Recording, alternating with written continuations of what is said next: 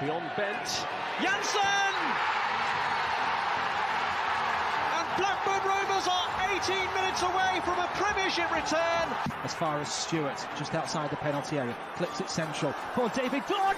David Dunn equalises. It just had to be. Dack's corner and it goes. Glance towards goal, and Rovers have taken the lead. And Charlie Mulgrew has scored his 14th of the season.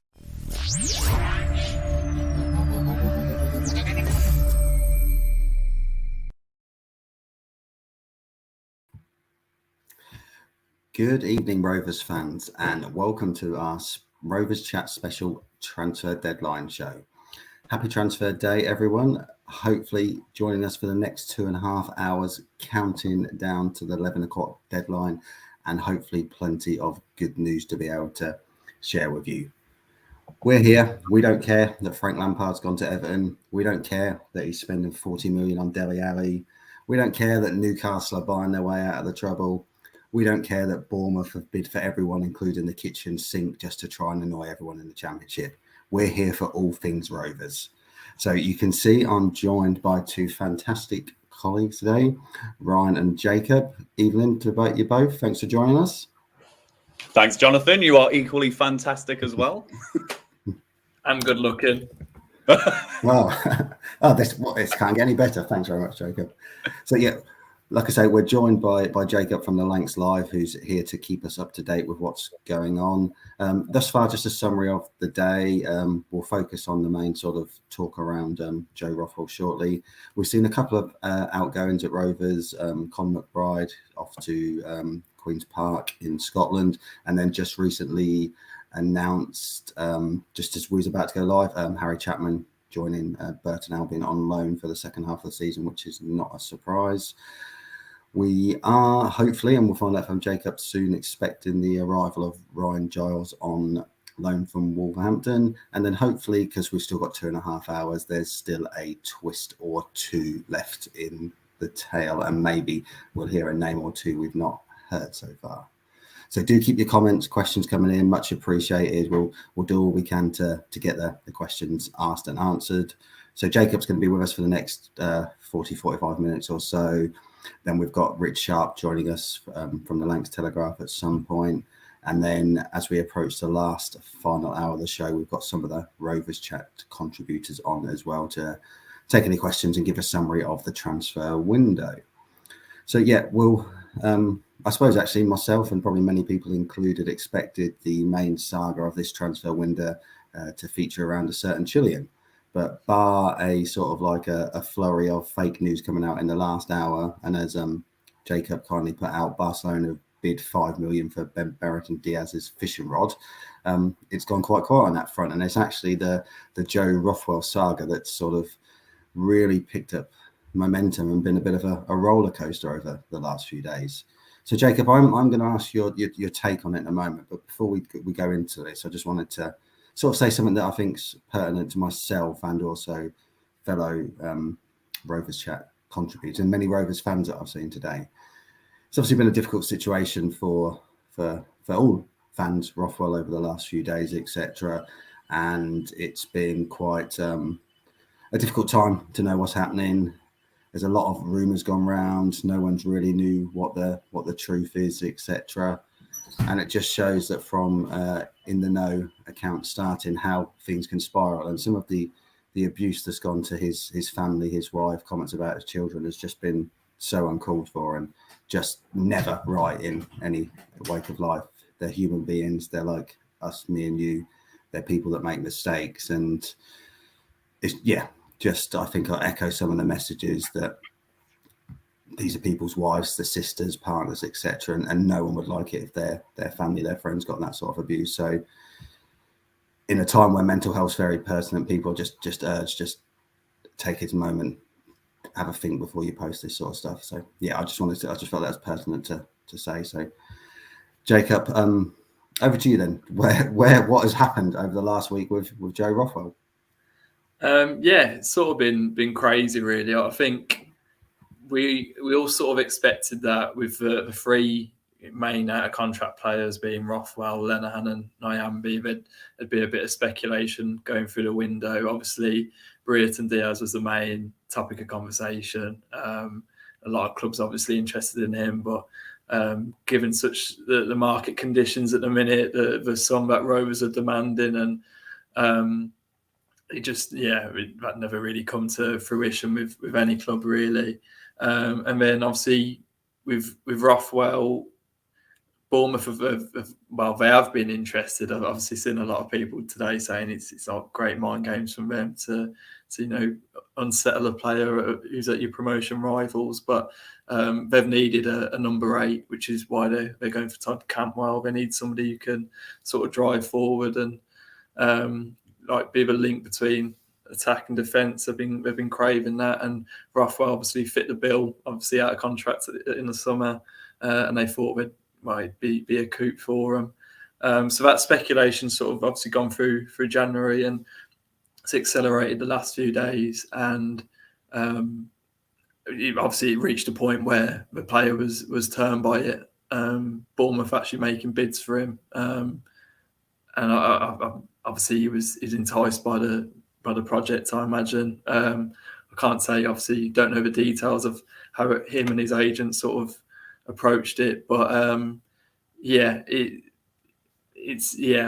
can understand it. Well, I'm sure we all can understand sort of why he might be I can understand why he might have been not enticed by it. And then obviously Rovers come out on Thursday while Tony Mowbray did and said, listen, we're not listening to any offers here. That was a pretty firm stance. Obviously Bournemouth sort of tested that waters again, but the Rovers weren't going to entertain a deal, not at least to a promotion rival, and not at least for the money that they were offering. Like the 3 million that was offered wasn't anywhere near what Rovers were going to want for somebody as influential as Joe.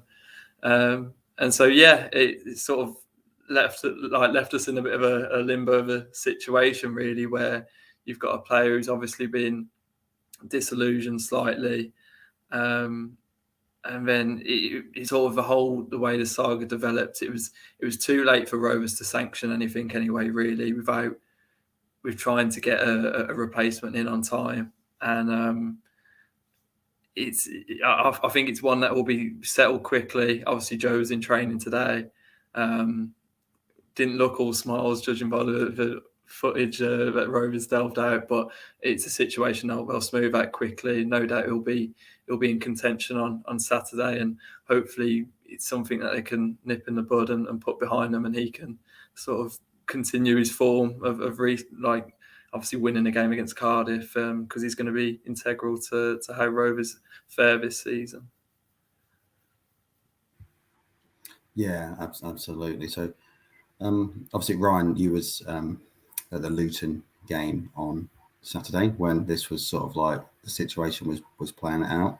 What was there any sort of views at the time, or what's your take on the? Oh, just lost you a little bit there, Jonathan. But views at the time, obviously, the rumours were going around, weren't they, before the game that Rothwell might not start, and that stuff was bubbling. So everyone was just kind of eagerly awaiting the team news, and then obviously, lo and behold, Rothwell doesn't make the squad. And then I think everyone was just eagerly anticipating what Tony Mowbray was going to say after the game, actually. And the only stuff I've really listened to throughout all of this was what Tony Mowbray said after the game on Saturday. So he said he'd had the conversation with Joe Rothwell. Personally, I'm entirely comfortable with a situation where Darragh Lenihan, Ryan Nyambi, Ben Brereton next year, and Joe Rothwell are looking at what is the best possible contract that they can get. I'm happy with that. I've had conversations with my own boss about my own pay. So we're all human beings. Rothwell's got a young family, a finite career, a lot shorter career than we'll all have in our jobs. So I'm entirely comfortable with him having conversations with other clubs. And actually, I think that Tony Mowbray has handled this absolutely spot on. He said to Joe Rothwell, go and talk to them, see what they can offer you. But at the end of the day, Venky's have a price, as they did for Jordan Rhodes, as they have for other players down the years. And Tony Mowbray's been quite relaxed about it. Now, the thing I'm not getting agitated about or excited about is any accusations of he was in Bournemouth and he stabbed us in the back and, you know, he shouldn't play for Rovers again. That's just not stuff I'm entertaining, because Joe Rothwell is still a Rovers player and he will be. And we know how hard this squad has been working all season, including Joe Rothwell himself, actually. Bournemouth away is a performance that stands out. He was the last man standing in that game, absolutely ran himself into the ground. And he's really emerged as a hardworking midfielder this year, because you have to play in the Rovers midfield. I've got no doubt whatsoever, as Jacob says, that once all this is dusted down, if Joe Rothwell's head ain't right, and he ain't putting it in on the training ground, or he's not reached the levels, you know, after this event that he has all season, Joe Rothwell won't play. As simple as that. Tony Mowbray will not play him. So Joe Rothwell has a choice now, doesn't he? He can just waste away for 6 months and we don't see him, and therefore Rovers fans won't get angry. Or the thing that I think actually will happen, Joe Rothwell will forget about this, remember that he is a free agent in the summer, remember that there is a big Venky's promotion bonus at the end of it if he gets Rovers up, and actually be sat there really pretty in the summer with Rovers potentially offering him a new deal if we go up. If not, he's got the pick of a lot of clubs. So I'm really relaxed about it. And I think it's really bad, some of the stuff that I've seen said about Joe Rothwell, and indeed towards his family as well, because before this week, I'd love to see some of the metrics and the measures on Rothwell's performances this season. Probably one of the hardest working midfielders in our side. So I think we all just need to forget this week. Yes, it leaves a bit of a sour taste in the mouth that it was Bournemouth, but come on, look how many players are being attracted to Bournemouth just today. They're clearly offering a lot of money, and no one sat on this stream or indeed in the comments or anywhere else in the Rovers Twitter sphere can say that they would not be tempted by probably what was doubling his pay or whatever. So that's where I stand, Jonathan. Yeah, thanks, Ryan. I'm just going to dip into a few of the comments then before we move on. So Warren has made a comment about that he reckons if we go at Rothwell will sign the new deal. Gareth is picking up a point that I was going to raise, so thanks for that, Gareth. Again, we mentioned it when we chatted separately, Ryan, last week about the Venky's, about holding firm and sort of really sort of doing all they can to push our promotion push. Luke slightly off track, thought the bottom cry was Harry Pickering. So thanks. And Nigel makes a good point here as well about echoing what you said, Ryan, about him being key to our promotion hopes. So yeah. Okay. I think that Jonathan, just one that I've seen in the comments. I've seen a lot of stuff saying about, 7788 there, destabilizing the club. And I've seen other comments saying that the Rovers squad aren't going to want him to play. I don't think that that's going to be the case because Tony Mowbray is not going to allow that to happen. And I'm also really mindful that none of us know the facts about all of this. We're going off what's been doing the rounds on Twitter or apparent in the nose about how all of this has transpired. And maybe he was down in Bournemouth, maybe he wasn't. I don't know that. But one thing I do know, Tony Mowbray will make sure that Joe Rothwell has earned his place back in the squad. He ain't going to be in that midfield ahead of the likes of Bradley Johnson or Bradley Dack when he's back fit if he's not putting a shift in training and on a Saturday. So I don't think it will destabilise the squad because Mowbray won't allow it to happen. Yeah, thanks, Ryan. Just putting up a few more comments to echo that. I'm going to say it's an interesting one, and I do understand the sort of like the frustrations that come from where it was a promotion rival, but again, it just goes back to us really not knowing everything that happens, because 1 minute we've gone from him going to Bournemouth for 2 million to next minute going to a Premier League club for 6 million, then joining Derek Williams out in America to Chicago Fire. So it's just shows the madness of the transfer window. I'm going to move on from there and focus a bit more on incomings, and going to start with Ryan Giles, who's the rumour came out yesterday afternoon on loan from Wolves. It is expected that this will be confirmed hopefully sooner rather than later. Spent the first half of the season on loan at Cardiff, a team that was struggling, a team that at one point lost 7 or 8 games on the trot, which saw Mick McCarthy get fired. Played left wing back or out on the left. Had 9 assists at the start of January, which was the most in the league. Myself and Andy Watson have had a chat about him today, and providing the transfer goes through, we've got a show to release on him, and some of the data is very encouraging. So for me, looks really good on paper. And if we fear the worst, and Eden has picked up an injury Saturday, it looks like it's another potential cover there. But what do you know on the situation, Jacob? Yeah, it's pretty much all but confirmed at the minute, and it's a really exciting signing as well. I think it's a really good piece of business. So literally, I'm waiting for the 5-minute warning at any given point. I've been literally for the last couple of hours been pestering, but it's pretty much all but done. It's gone through his medical and stuff, so it's a one bit of business that guaranteed to get done today. But it's an exciting capture. It's one that obviously covers the left wing back position, given injuries to Harry Pickering and Teo. We'll see the severity of Teo's injury in the next few days. We'll see what the situation is with him. But Giles can play a variety of positions. He can play further forward. If ever Mowbray needed to adjust, it'd be capable of filling like as a left forward, and he sort of fits the criteria that Mowbray was wanting, especially in this January window of someone who he knows he can trust in a range of positions and will be effective, and he suits the system.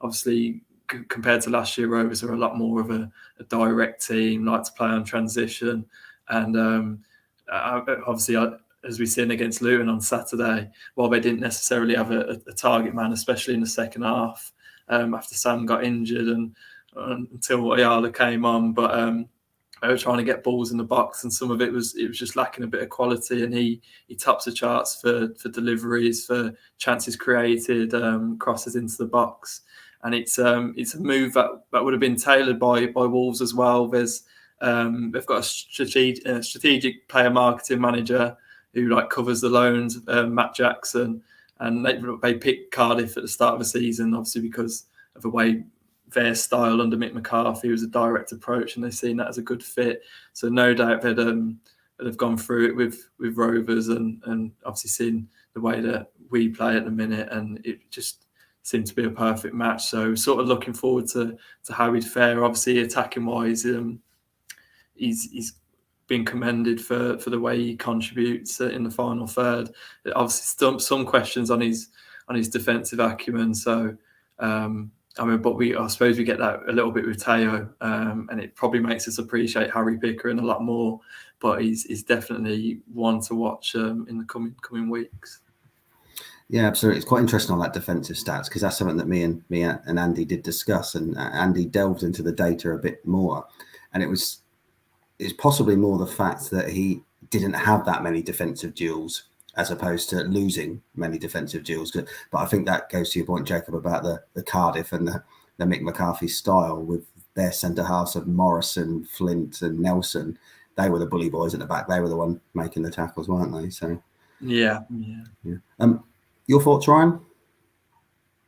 Yeah, really happy with this one. Obviously, it's a classic Mowbray signing, isn't it? In terms of versatility, able to play across different positions. Another one where we've been able to take advantage of a Premier League loan and obviously the reputation we've got to look after players and things. Obviously, really buoyed by the fact that he's got some final end product in that final third. And I think one thing we probably miss is good deliveries into the box. I don't think we've got a set piece specialist per se, or it's anything that we're truly renowned for. So if Ryan Giles can be doing that and obviously increasing our threat in a different way going forward, then yeah, it's a really great signing. And I think the other thing as well, if he does go straight into the squad for the Swansea game, I think it might just resist Mowbray bringing back Harry Pickering sooner than what we need to with that Teo Edwin injury.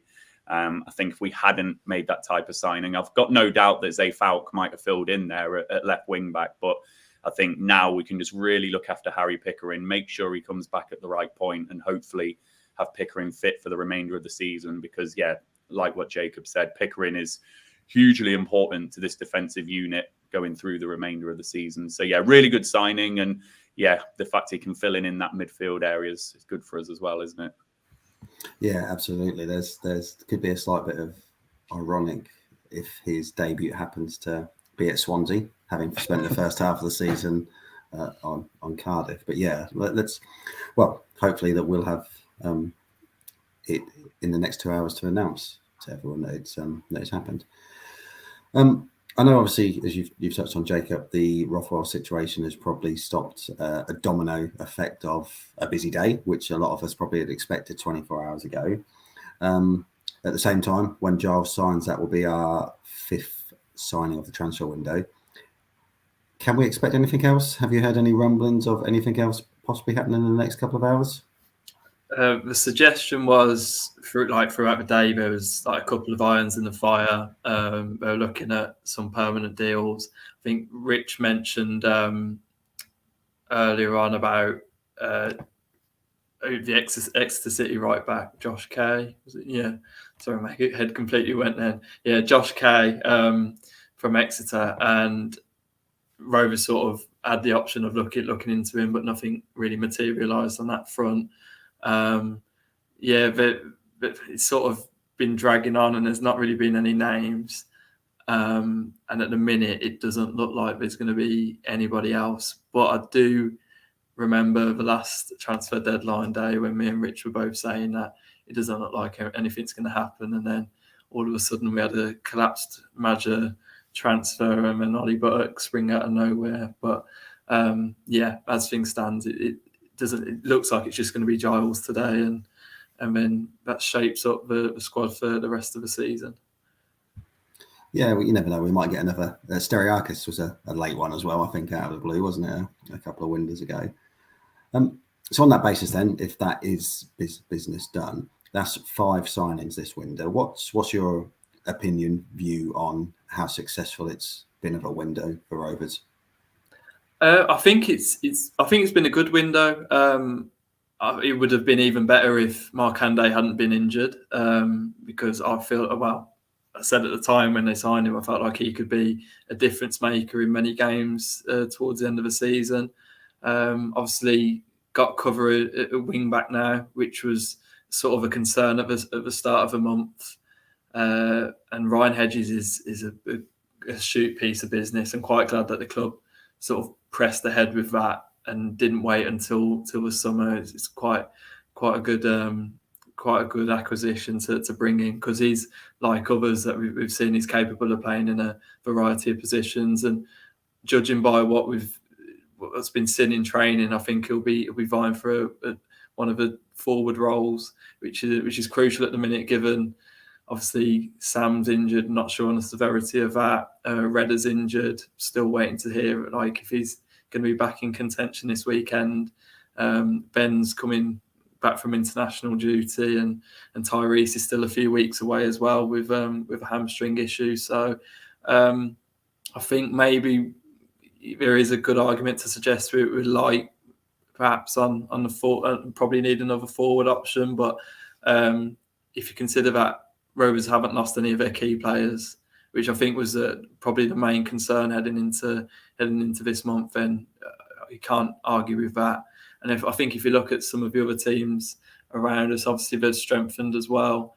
Like West Brom have, Bournemouth obviously have today, with a manic flurry of players coming in. But I think if you compare to the rest of the division, I'd say Rovers have recruited very well, and some as well, especially if you consider the budget restraints to pick out a player of Dayo's calibre from Hertha Berlin to bring him over on loan. Obviously, Dylan Markande, for the fee that he was signed for, it's a steal, and it will prove to be a steal in the coming years. I just think they've been very clever with the way they've gone about their business this month, but they've used that and built on the fact that they've managed to retain the core members of their squad. They've managed to retain Ben, managed to retain obviously Dara, even though there probably wasn't as much interest as you would have imagined for a player in his form. Same with Ryan as well.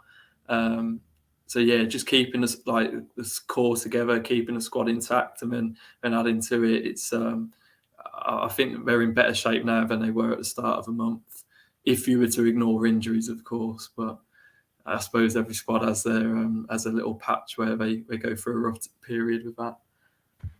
Yeah, absolutely. And I will come to you, Ryan, with the same question, but I can't not show this comment from our great friend Jared when discussing the forward options that are already presented. So thanks for that, Jared. As always, your opinion's appreciated. Yeah, so Ryan, same question to you then. How do you feel we shape up compared to now against the 1st of January? Well, the first thing I want to say is I never want to see Daniel Ayala up top again. That was painful to watch up close on Saturday. As much as he tried his best, it just did not work. So please, never again. I think, you know what, with our available finances, and we need to remember the situation we are in with FFP and debts in the club, and just look at what Bournemouth doing. You know, when you consider all of those things, I actually like the fact that there is a definite strategy and a definite plan there to our transfers now and how we do our business. You know, we're using loans from Premier League clubs, you know, intelligent loans from Premier League clubs to bolster positions. And that's obviously where Ryan Giles comes in. Someone like Zay Falk, you know, we've clearly done our homework on him a little bit abroad. I think there's links to Thomas Kaminski's representatives there as well. So we've been able to use that.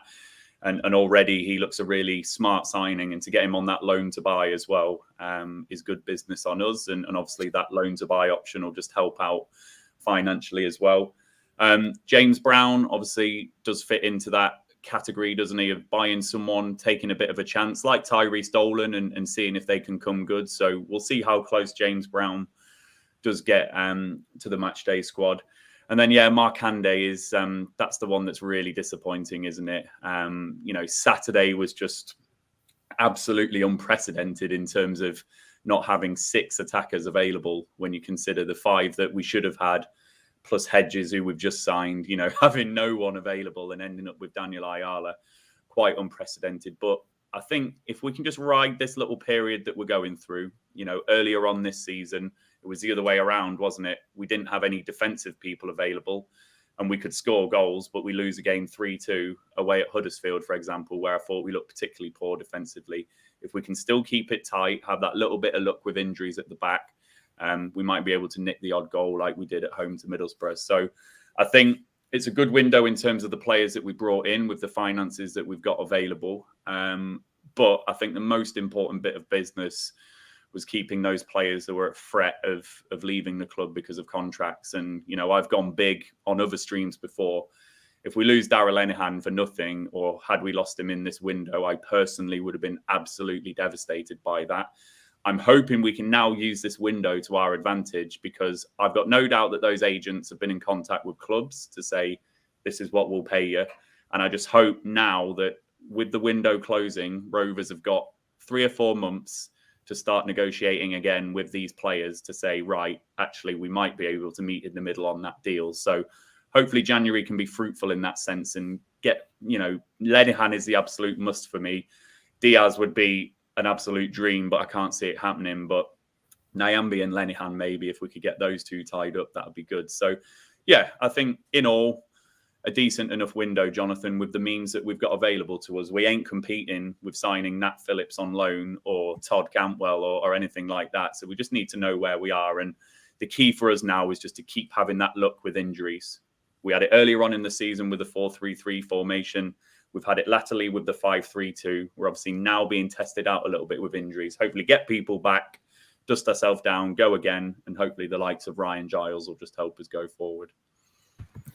Yeah, thanks, Ryan. Thanks, Jacob. I think the thing for me is that when the window started and we were looking at reinforcements, the key thing for me were having those that were ready to run, those that could ready to pick up. And I think of the 5 we've signed, obviously Mark and Deza not happening. And I think 3 of the 5 in terms of Deo, Giles when he signs, and who's the other one who I've missed? Hedges, that's it, are ready to sit. See, I can't multitask, can I? need to concentrate. Sorry, viewers. Are ready to run and can make an impact on the team, and could all three of them could well be in the squad for Saturday. Jacob, going to come back to you on and focus a bit more on the outgoings. I will ask you a little bit more about sort of McBride and Chapman in a minute, but any more expected outcomes? Because we've seen sort of like Butterworth and Davenport's name touted as potential loans over the last couple of weeks. Yeah, with Butterworth, he was set to go out on loan to a League One club, Fleetwood Town, when like news sort of surfaced about Markande's injury, and it was at the point where they pulled him back and were like, you know, we're going to need you here to fill in with the squad. And with Davenport, there's the links with Aberdeen. I've not heard much on that throughout the day.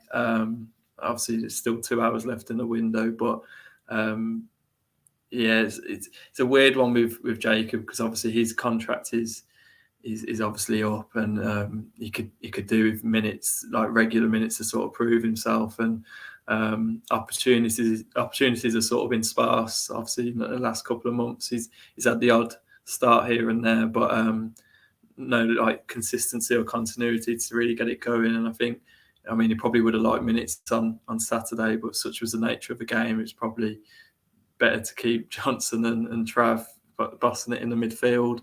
So it's a bit of a difficult one.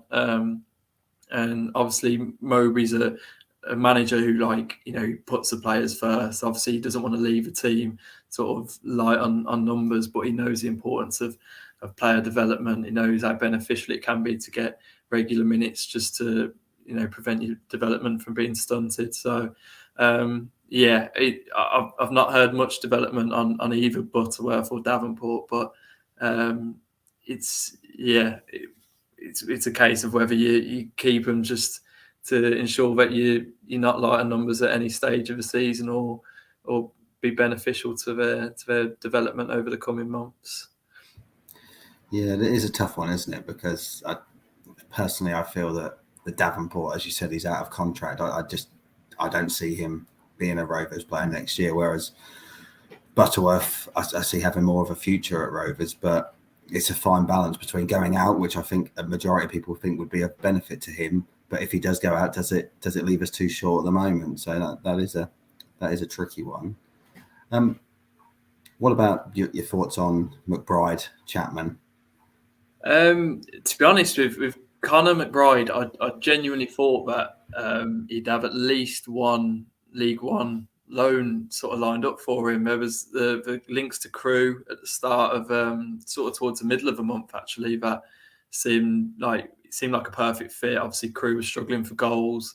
They needed a forward, and they're obviously scrapping for their lives down in the relegation zone in League One. And then it never sort of materialised there. And then obviously news emerged yesterday of Charlton's interest, but never really were able to stand it up. So it's a surprise to see him drop to Scottish League One level, if I'm honest. I thought Rovers would like try and source I mean, it's difficult. It's difficult trying to like source loan deals for some of these young players, but given the form that he was in for the under-23s last season, obviously Doncaster were linked in the summer. It's a bit of a shame for Conor, because I think if he had a full season playing, you know, regular league football, even if it was League Two, he'd be all the better player for it. And, you know, he could have been in a position where, like, he's got a few goals under his belt, you know, in like a football league capacity, could be pushing on next year. So I feel like it's held him back quite a bit the last couple of months. And I'm not sure if the Queen's Park move is going to be of much benefit to him. But the Chapman one, it was either that he was going to linger around the reserves for the rest of the season, or we'll go back to Burton. It didn't sound like, upon his loan deal expiring at first, it didn't sound like Jimmy Floyd was his biggest fan. I think there's a lot of areas he wanted to improve with him. He wasn't too sure with his attitude, but we all know there's a player there in Chappie. On his day, he can be a match winner. So hopefully he has a good couple of months with Burton, and I think, well, I'm pretty sure it'll be the end of his Rovers career by the summer, but it'll be interesting to see where he goes. And obviously he can put himself in the shop market, and I've no doubt there'll be a good few bunch of League One clubs that will probably be looking at him. Yeah, it certainly does seem that League One is probably Chapman's level at the moment, which I think is fair but frustrating in some ways. And like you say, it was, I think when he first came back from Burton, he'd had his best game, possibly, I don't know if it was against CROOKE the day before where he scored, but then the Hasselbank coat, the comments weren't exactly flattering, was they? And I'm just going to pick up on a comment that Gareth's made about McBride. Yeah, I think most of us remember actually that it was the Leeds friendly, wasn't it? When he come on, scored that free kick, which actually was, we were quite Finbar team that day, wasn't we? And the effort and sort of like enthusiasm, intensity that squad brought in, that team put in, with the first time we had fans back at Ewood was amazing that day. Ryan, any thoughts, comments on those outgoings that we've just touched on? I mean, Chapman is the one that's always going to be the big shame, isn't it? How it's all turned out, and there's no surprises that he's going out again. Obviously, the real surprise was he was kept on for this season, so not surprised by that. And it could have just been all so different, I think, had he not tore that hamstring away at Wigan. So I hope that he can find his level and find his best, because I think he's been really unlucky with the injury that he's had and obviously the team that we've become. I've now seen enough of Danny Butterworth to think that he does need a loan away from the Championship. I think he needs to just build up that natural fitness, that natural stamina, that natural physical part of your game that he would get playing regularly for a club in League One or indeed League Two, just to really build up that fitness. Against Middlesbrough, he only came on for the last few minutes and he did look quite leggy. He did look like he was blowing a bit. So I just think it's one of them that he just needs to grow and develop. And he too is recovering from 2 serious injuries, isn't he? That he had earlier on in his career. So I think he just needs to find his feet. So would be fully supportive of a loan move for Danny Butterworth if, we're willing to sanction that with, the injuries that we've got up there at the moment with Markande and Gallagher, obviously the unknowns. So, in terms of the others, McBride, I think he would have been given his chance, wouldn't he? With the game on Saturday, the fact that we have ended up with Daniel Ayala up top probably shows you how much Tony Mowbray at that point trusted Harry Chapman, because he was on the bench, and obviously how much he trusted Conor McBride. So I think that tells you everything you need to know, that Daniel Ayala is the one being brought up front. So good luck to them in terms of the moves that they get, but not surprised by those. The one that I think I would be disappointed in is JAQUOB Davenport.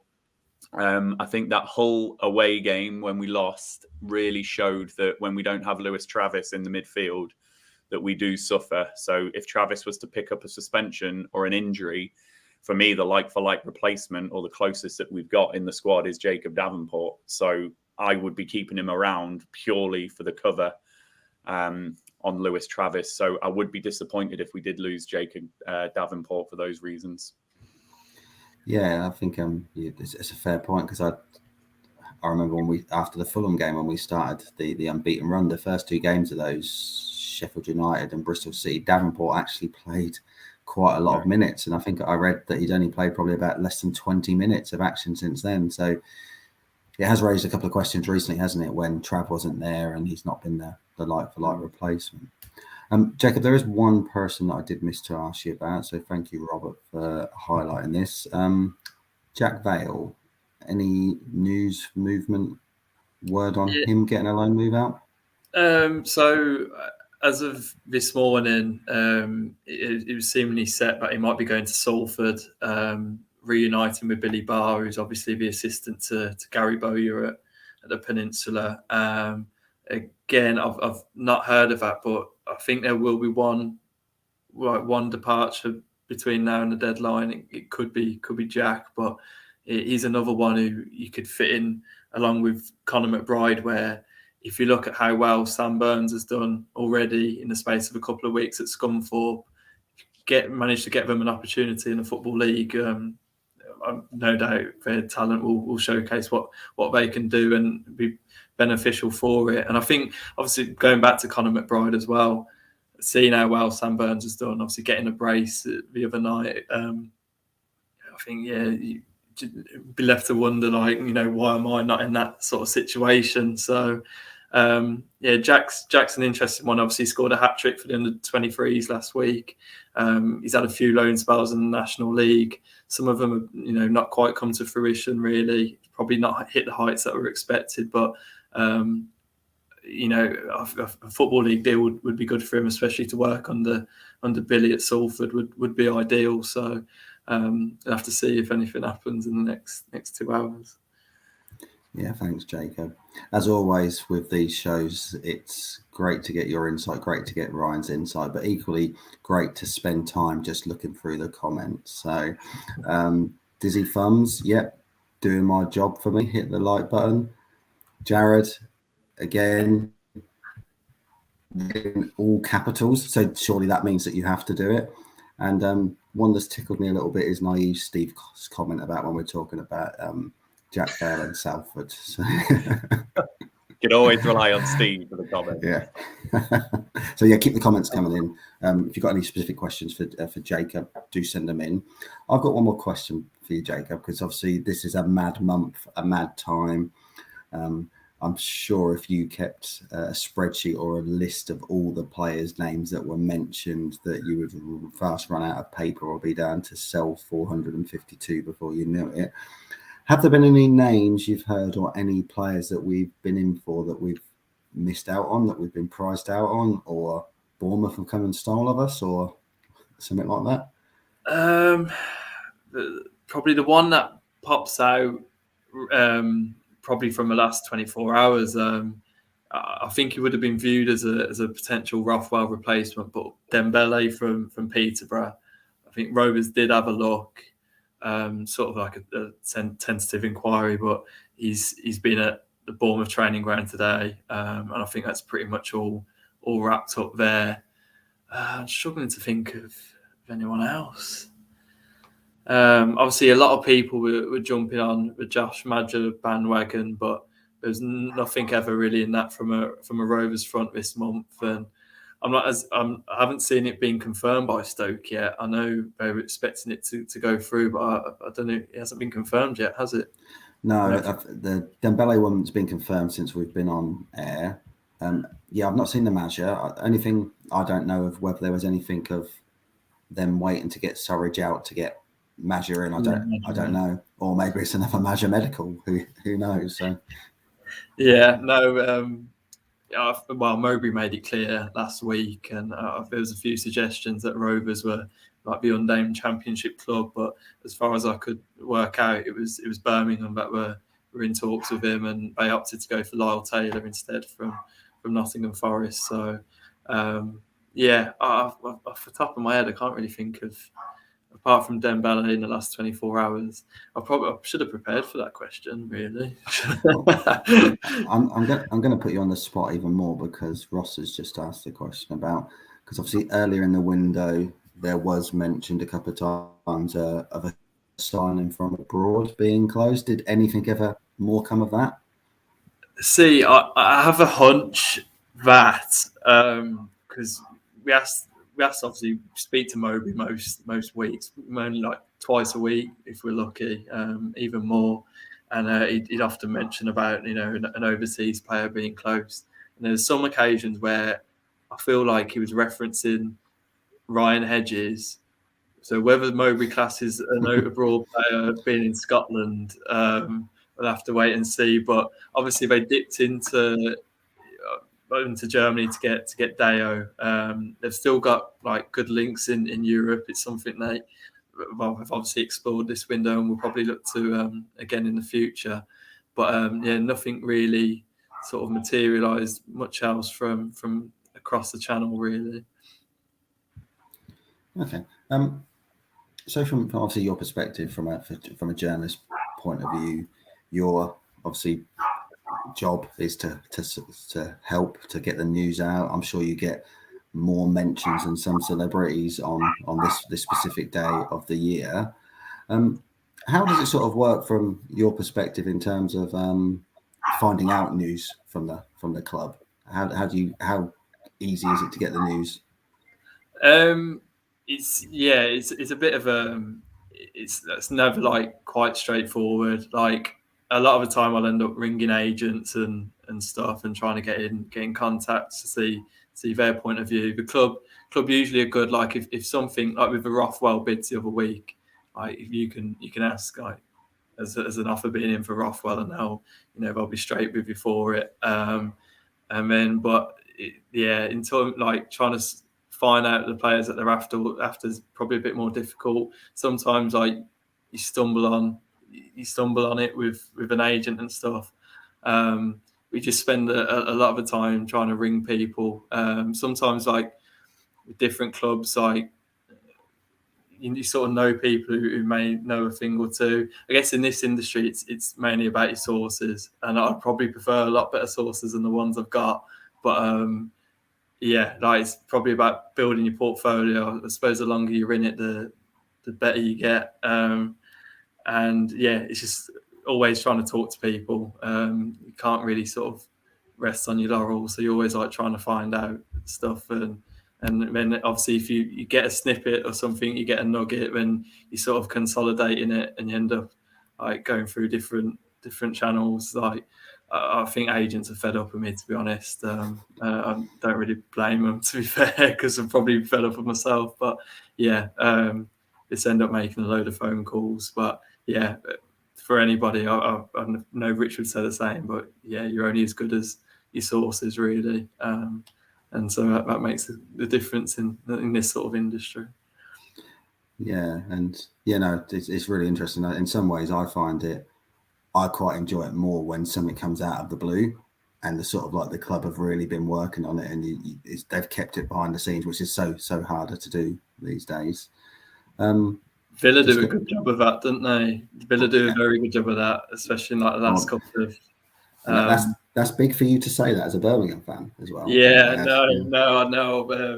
It's been quite confidential on that front, but it's like with obviously Danny Ings come out of nowhere, and then Callum Chambers the other day, there was like not even a whiff on any social media or anything, and then the next thing you know, he's holding up a claret and blue shirt. So they're very strict on that front. Yeah, absolutely.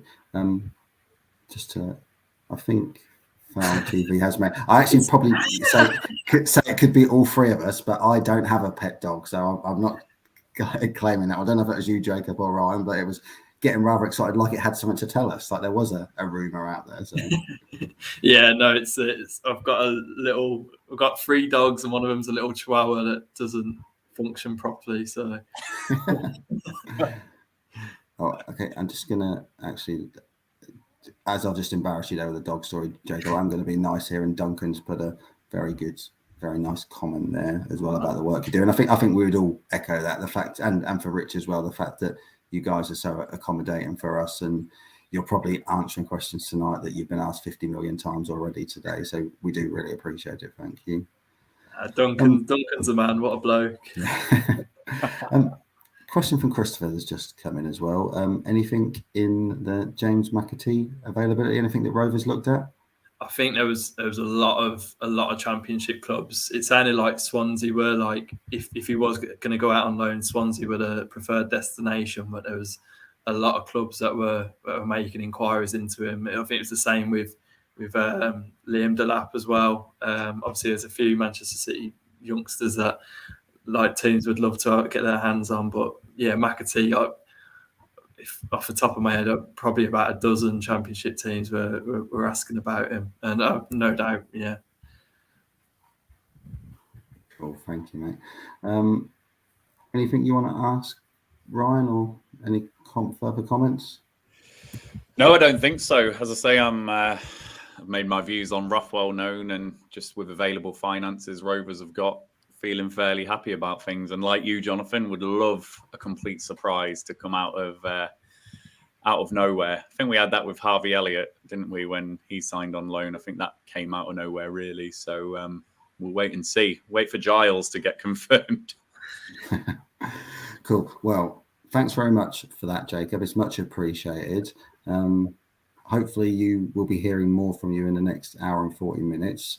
We're going make our own transfer now and kindly substitute you out and bring Rich in for the next segment of the show. But thanks very much, mate. We do appreciate it.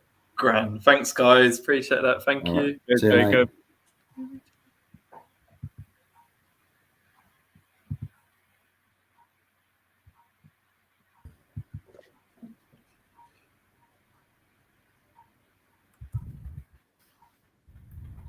Hi, Rich. Hello, you okay? Yeah, good. Thank you. How are you? Yeah, not too bad. How do I tweet about this? Have you put a tweet out? There will be a tweet from the Rovers Chat channel. Yeah, Dan would have. We're live on, Rich. We're live to the world. Right, I'll just. So you tweet it to your millions of followers, mate. Now, if you have anything to ask, is that all right? Yeah, sounds good. Now, if you have anything to ask.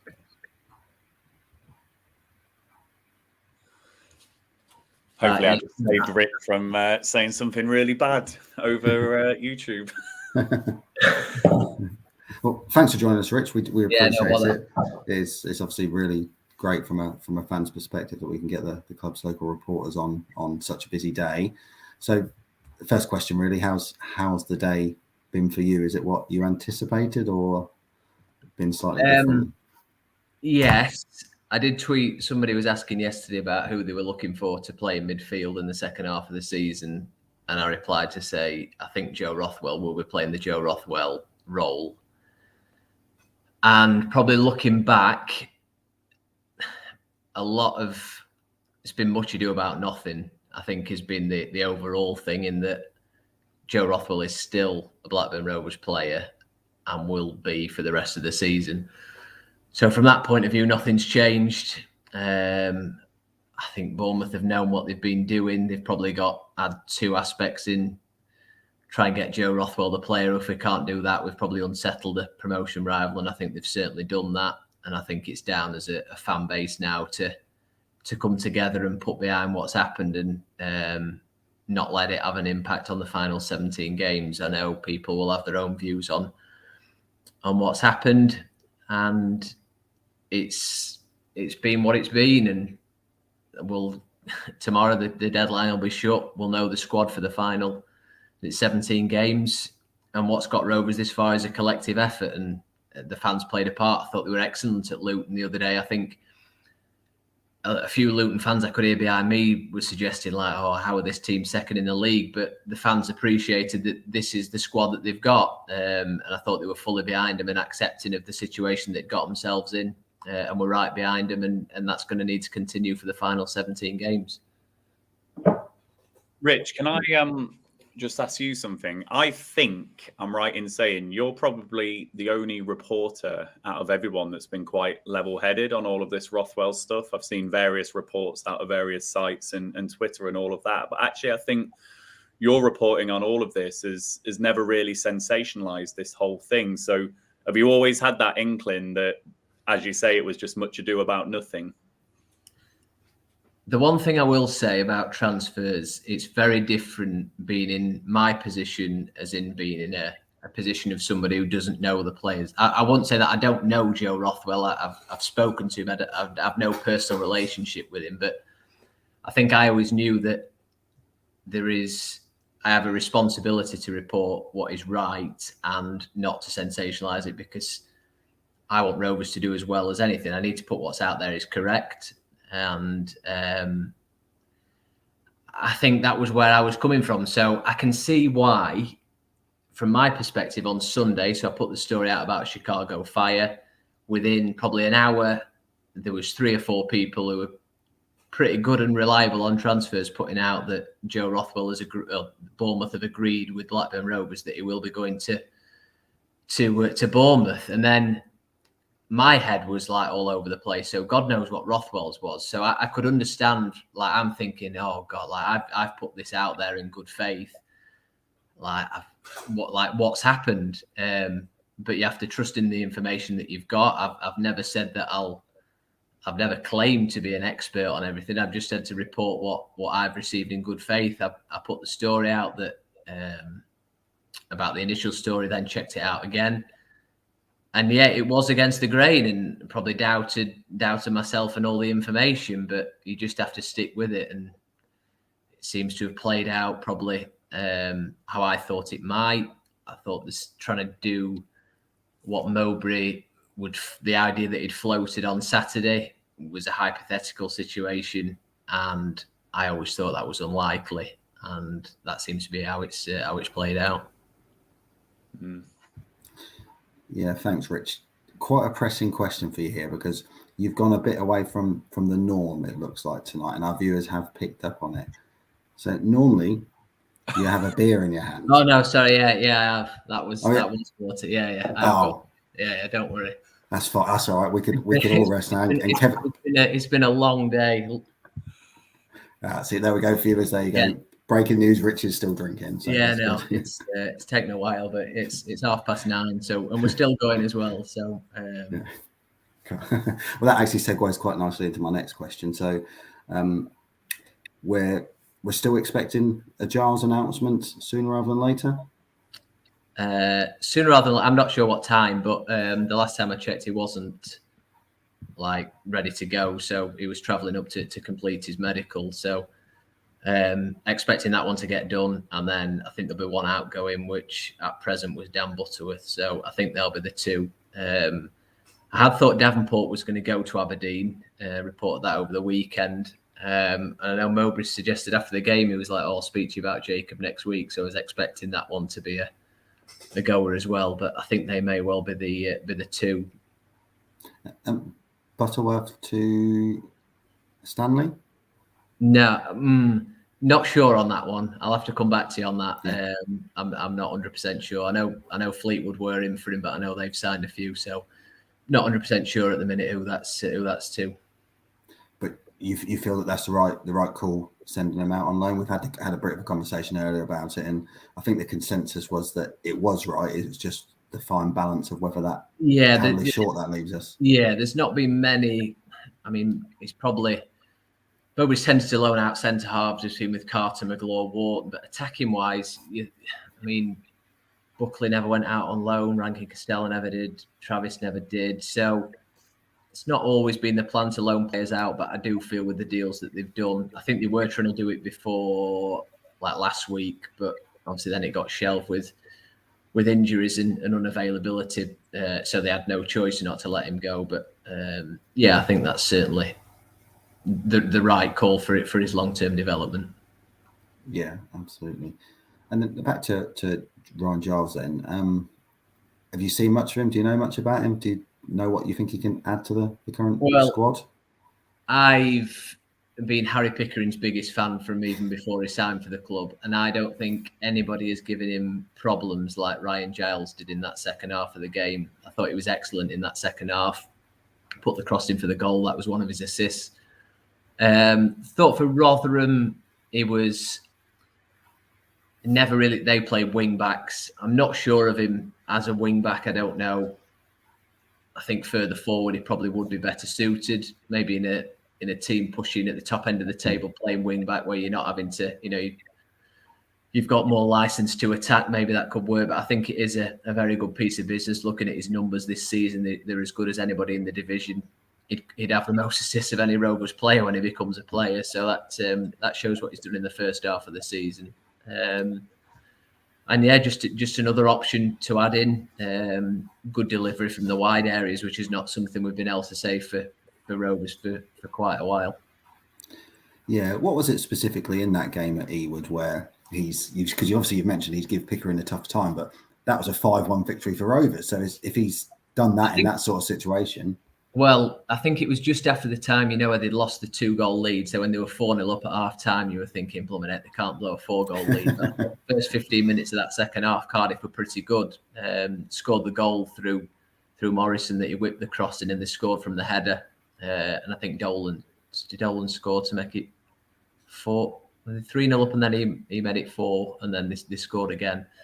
So I think just he's got a bit of pace about him, a bit of trickery, and got good delivery. So just something different to bring into the party.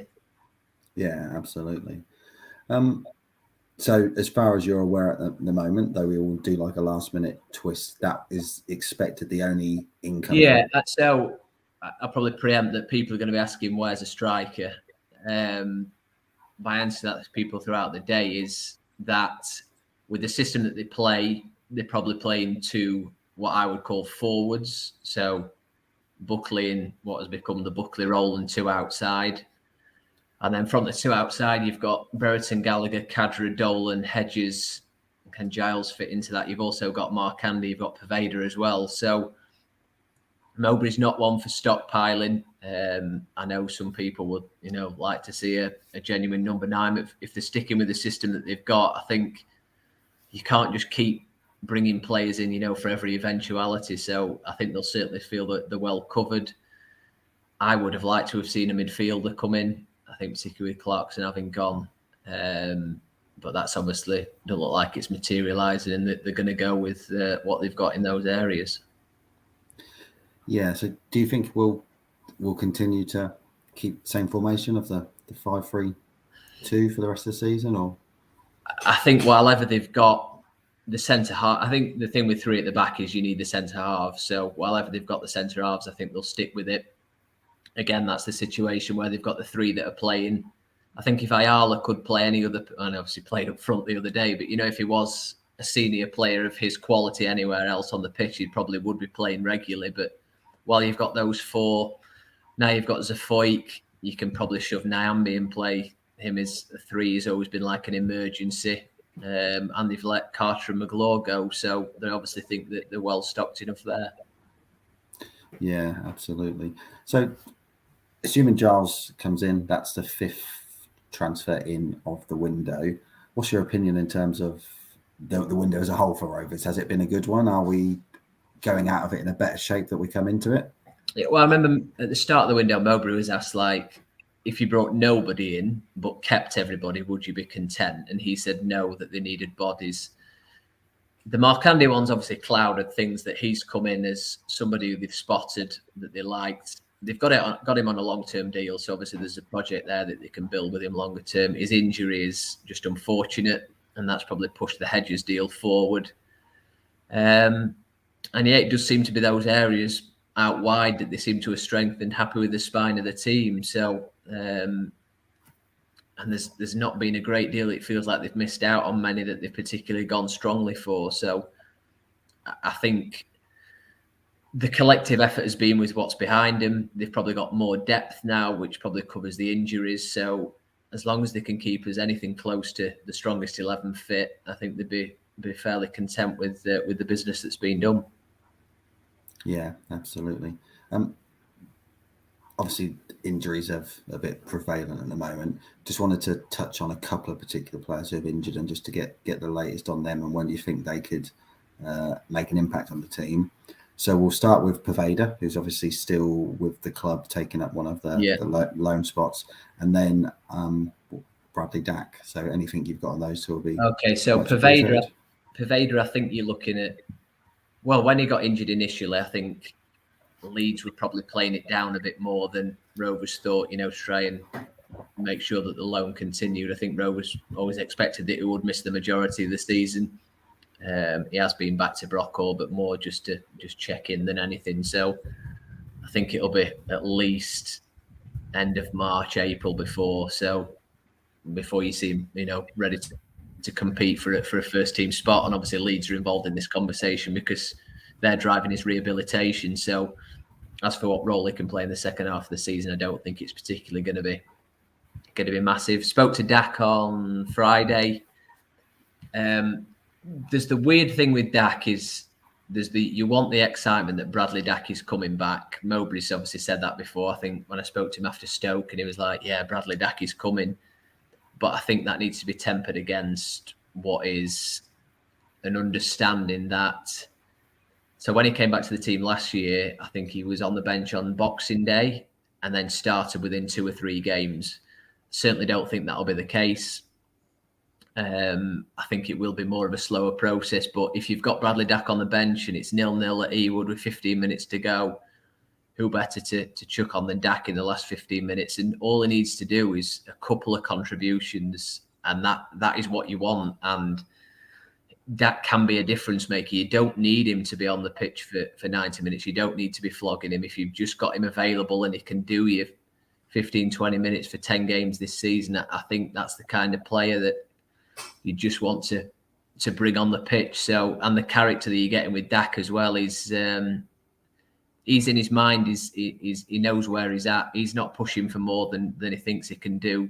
And I think it's probably worth stressing that don't expect him initially to come back flying. He said it took him a couple of months last year, and I think they'll probably approach it differently this year, where he'll probably be more on the bench and impacting off the bench. Yeah, still a fantastic option to have, even if it's not quite the Bradley Dack to start with. Just a question for you, Rich, has come in from one of the viewers and Gareth about: is there any other academy prospects you think that can make an impact on the first team this season? So when I asked the manager about that on, sorry, one sec. When I asked him about like Davenport, Butterworth and Chapman, who were all on the bench. So they took 19 players to Luton, of which there were 18 that were on the matchday squad and James Brown. So by the end of the night, they're going to have lost probably Butterworth and Chapman. And then obviously there's the injuries. So numbers are getting tight. Obviously Jake Garrett was on the bench as well.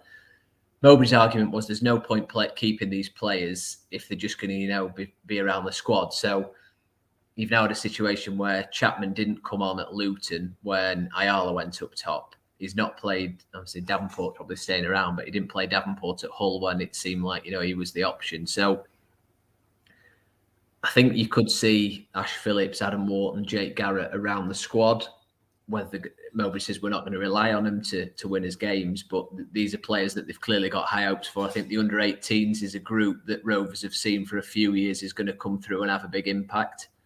So expect him to be around the squad. You might see him on the match day 18 every now and then, just when numbers suffice, just to give them that experience and keep them around. Probably not relying him on to start any games, but yeah, I certainly think there will be some players named in the squad that will be for the future. Cool. Well, I do actually have a squad question to ask you then, but just want to show the message that David's come in. So every time he thinks you're looking at your phone, Rich, he gets excited that it's a signing.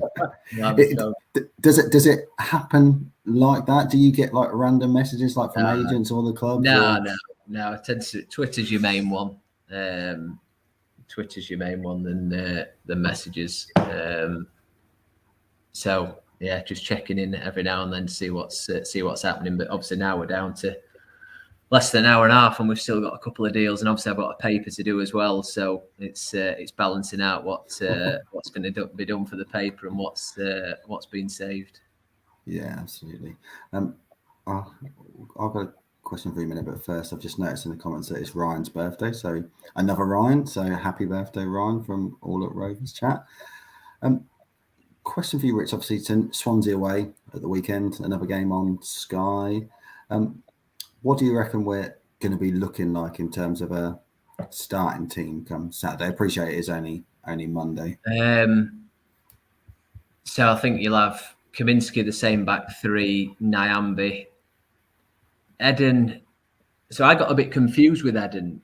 The challenge from Lansbury, which I've since seen back, which looked pretty nasty, obviously went down initially. And then there was a high ball to the far post where it looked like somebody fell on him. So they're probably both on his ankle. He was wearing a protective boot, so you've got to be worried about ligaments there. He went for a scan today, so Rovers are still waiting to hear more. So then you're probably looking at, do you chuck Giles? I think it'd be probably Zafoy could play left wing back, possibly Rankin Costello. Travis. Personally, I'd chuck Rothwell straight back in. I'd say, Joe, we've had the week that we've had chucking back in, and then Buckley, Brereton's come back. If Gallagher's struggling, Cadra's probably going to be back. So you're still going to be looking back to somewhat like your strongest team. Obviously, the left wing back position is going to be the issue. The depth on the bench as well, because you've lost Butterworth and Chapman, possibly Eden and Gallagher. So you're probably going to swap them for Brereton, Rothwell, Cadra, Hedges. Yeah. So probably, similar. You're not going to be blessed with numbers, but you're going to be filling the squad with similar numbers as things stands. That I think you'll be more recognisable, and that's why I think the point at Luton shouldn't be scoffed at. I'd have taken it before the game. Seeing the team, seeing the injuries, I'd have definitely taken it, particularly to keep the clean sheet run going. Yeah, absolutely. I know Ryan had a question. If you want to jump in, mate. Yeah, Rich, we spoke about contracts earlier with JAQUOB, and when you were on in the summer transfer window, we spoke about contracts as well. And if we obviously got to the January transfer window, can we start, matching what other clubs might be offering, etc.? So do you think it's going to be helpful now we've come through this little period that Rovers have got maybe 3 or 4 months to start talking actual figures? And just on the two that hopefully will sign new deals, Lenihan and Nyambe. Nyambe is one that I've kind of done a bit of a full circle on now. Now we've landed on this 5-3-2 formation, which does feel like it's here to stay. I'd be very surprised if we got Van Hecke permanently, for example, next season, just with how well he's been playing. So could Nyambe be a right side of the centre-back 3 option for us, as well as a right wing-back if it's Zafe out next season? So what's your thoughts on the contracts and maybe Rovers trying to force Nyambe through with a greater urgency than what we might have done? The centre-half thing interests me. I don't think it's been touched on enough, is that I think Lenihan would sign. I think he's at a stage of his career, was he 28 in March? Wants to play internationally. I think with a bit of money, I think you could get Lenihan. I think he's just wanting to be, rightly because of his performances, right at the top of the wage scale. So I think that's what that comes down to. There's probably not been many links to centre halves, and obviously John Suter was one that they were looking at, because if the worst happens with Lenihan and he doesn't sign, Van Hecke goes back to Brighton, you're then left with Ayala and Wharton and then Carter. So there's not a lot of like ready-made, like longer term options there, and probably not something they've looked at in this window. So hopefully there's a positive with Lenihan. With Nyambe,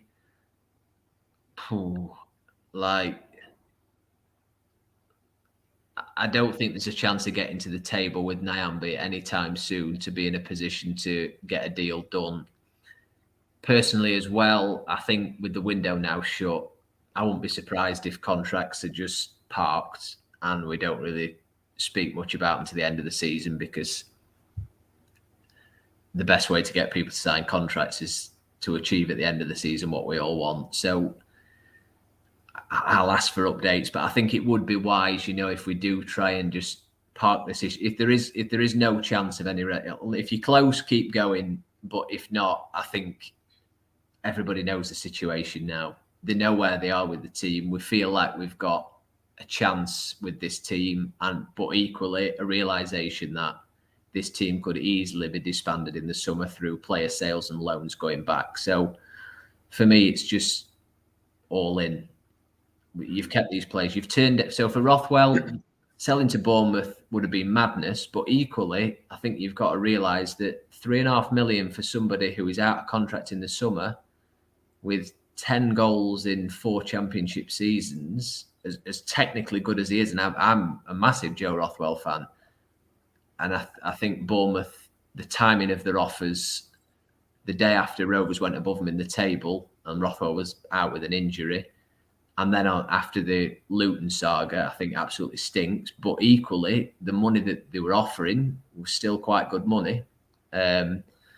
So you've turned that down. So you're all in now. Nothing changes. It's not in anybody's interest to down tools. Everybody needs to give what they've got, and I think just get to the end of the season and then we reassess. I think you raised a fair point as well about the defenders, which is why I would be getting Lenihan and Nyambe signed up as quickly as we can. Firstly, Lenihan, I'd have no qualms whatsoever in breaking our wage structure or making him one of the highest earners. I think he's more than proved his worth this season and what he brings, club captain and everything. But I think the point you raised about not being linked to defenders, we could potentially find ourselves in the summer where a big bid for Diaz and we lose him, And if Joe Rothwell doesn't sign a new contract and we lose him, all of a sudden, you've got to go and replace lots of goals and lots of threat in an attacking sense, which obviously costs more money, doesn't it, to go and replace that in the summer. So for me, if we can get Lenihan and Nyambe tied up, maybe see where we are next season, and what the prospects are for Diaz and Rothwell, obviously. Because Lenihan, he's got 3.5 years on the table, be three, like so, through to 2025 on the table. You sign that, your club legend status, you're playing 400 odd games. So I think that's the thing with Lenihan, that you're committing the best part of your career to one club. So that's probably what's going through his head. But I don't think anybody could watch the performance and say that A, he doesn't deserve it, or B, that, and Mowbray mentioned it the other day, he was saying, touching on Rothwell, Nyambe and Lenihan are in difficult contractual positions. And equally with Rothwell, until Saturday, I'd have no inkling that there'd been any issues whatsoever. You'd not seen it with the performances.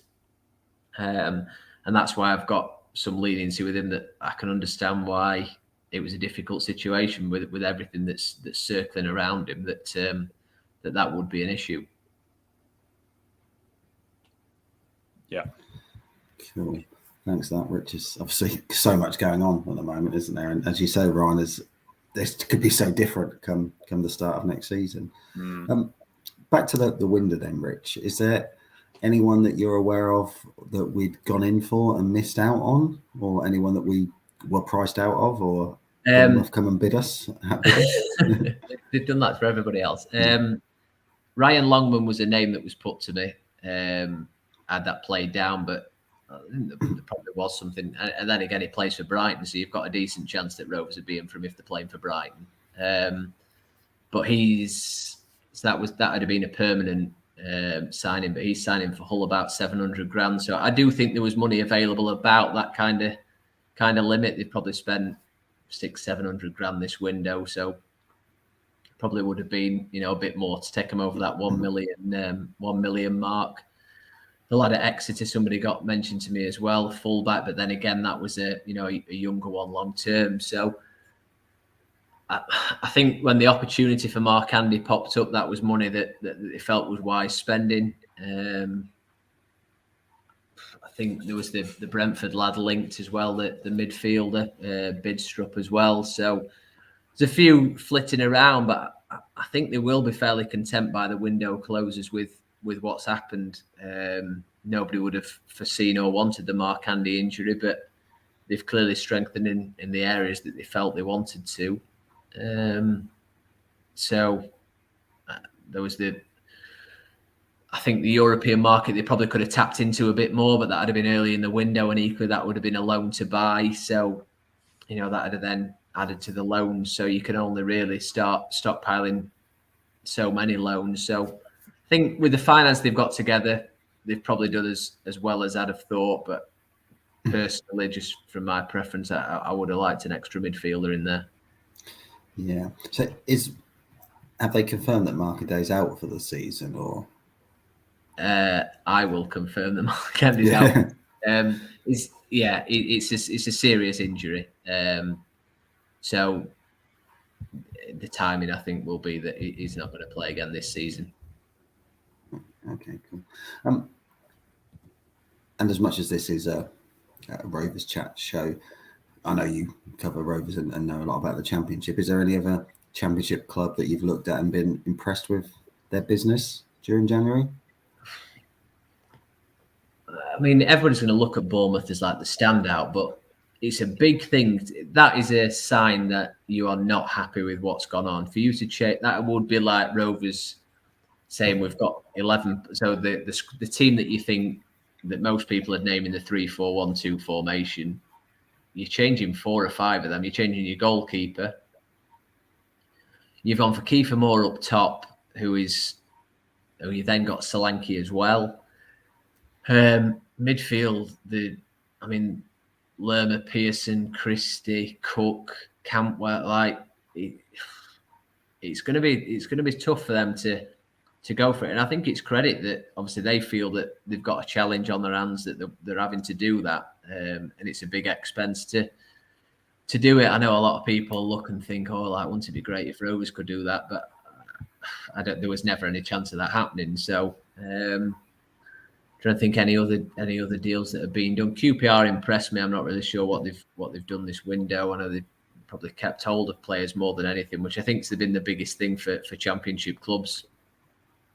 Forest are having a bit of go. Middlesbrough have signed as well. So Mowbray said the other day, so you can feel them coming. These teams are really giving it a go, and I think everybody's looking at it from the same point of view: is that this is an open division and there's a chance for somebody there. So you've probably got 8 or 9 teams willing to give it a real crack. Stoke have obviously brought in a few loan players as well, so they probably still think they're in with a shout as well. The lad who signed for Huddersfield as well, Angerin from Huddersfield's a good player. I think they've kept hold of O'Brien, who for me is, if I could take anyone in the division, he'd be up there with the players that I'd take. So they're all sticking around and not going anywhere. Yeah, so I suppose that actually leads quite nicely into my next question. What's your hopes and expectations for the rest of the season? Where do you think we can? How far can we push? How far can we go? I am the most pessimistic person in the world, so I think they might finish top. I'll accept they might finish top. Top. Don't say that. We're not taking that. Top 8, I think they'll finish.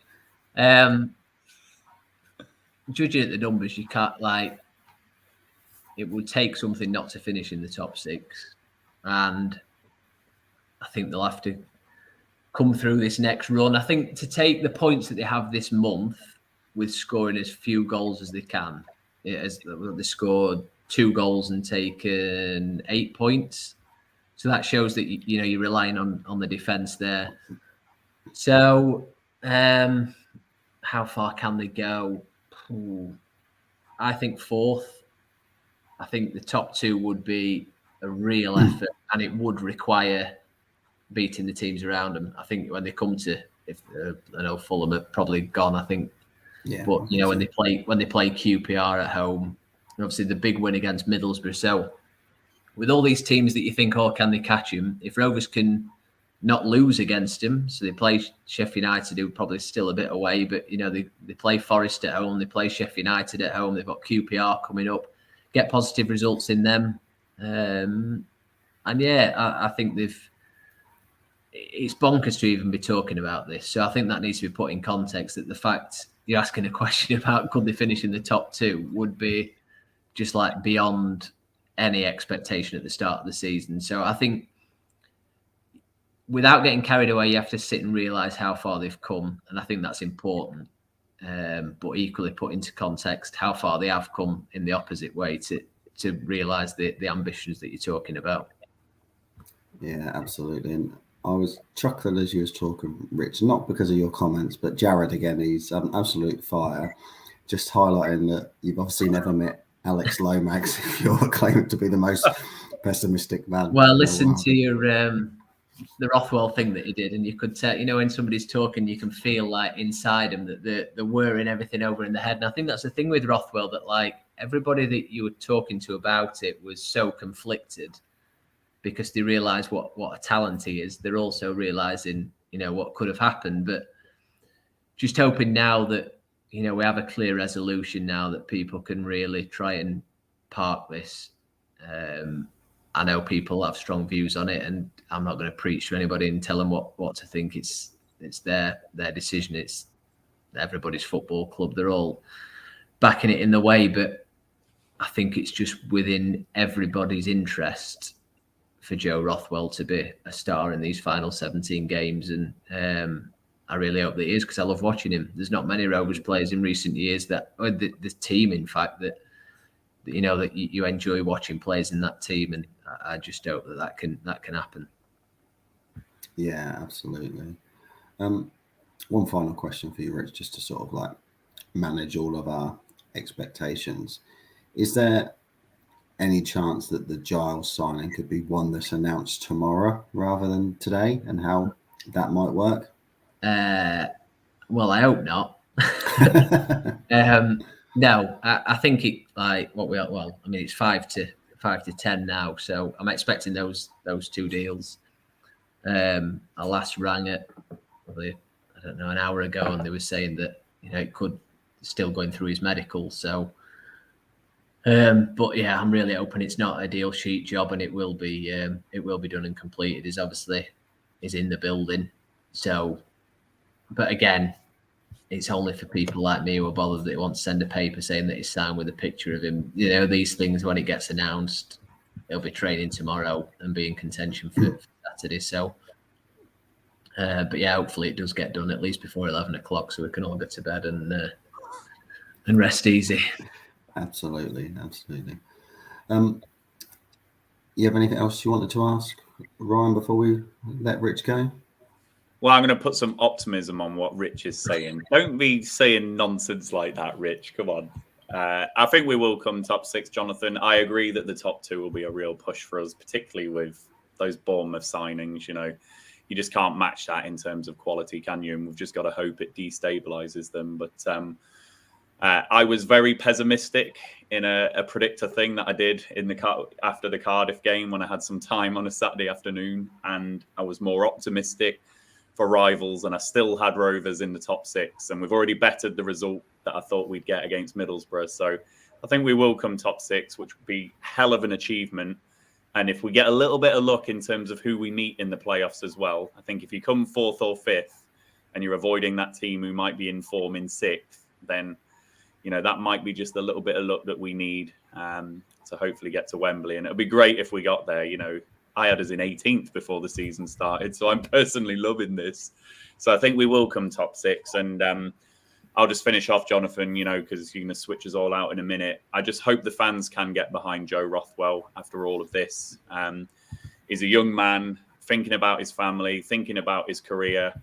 We all don't have agents who are showing us all the bright lights and sweet riches that we could possibly have if we went here, there, or everywhere. So, you know, as a young person, that's going to be attractive. And I don't blame Rothwell or any of our players that are at risk of going on a free for looking at these things. I just want the Rovers fans to remember that Joe Rothwell will not be in our starting lineup if his head ain't right and Mowbray doesn't trust what he's doing. So it's all on Joe Rothwell now.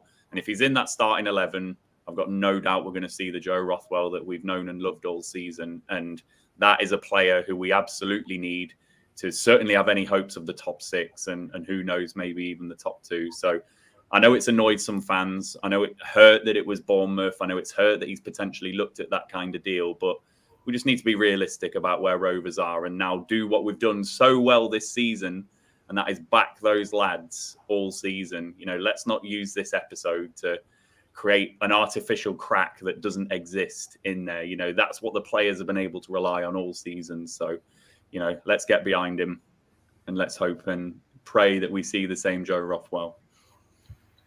Yeah, well said, Ryan. This is with all the times we've been through over the last few years, and a time when the club feels on the up and this something special could be brewing. We've just got to get behind the boys and enjoy it.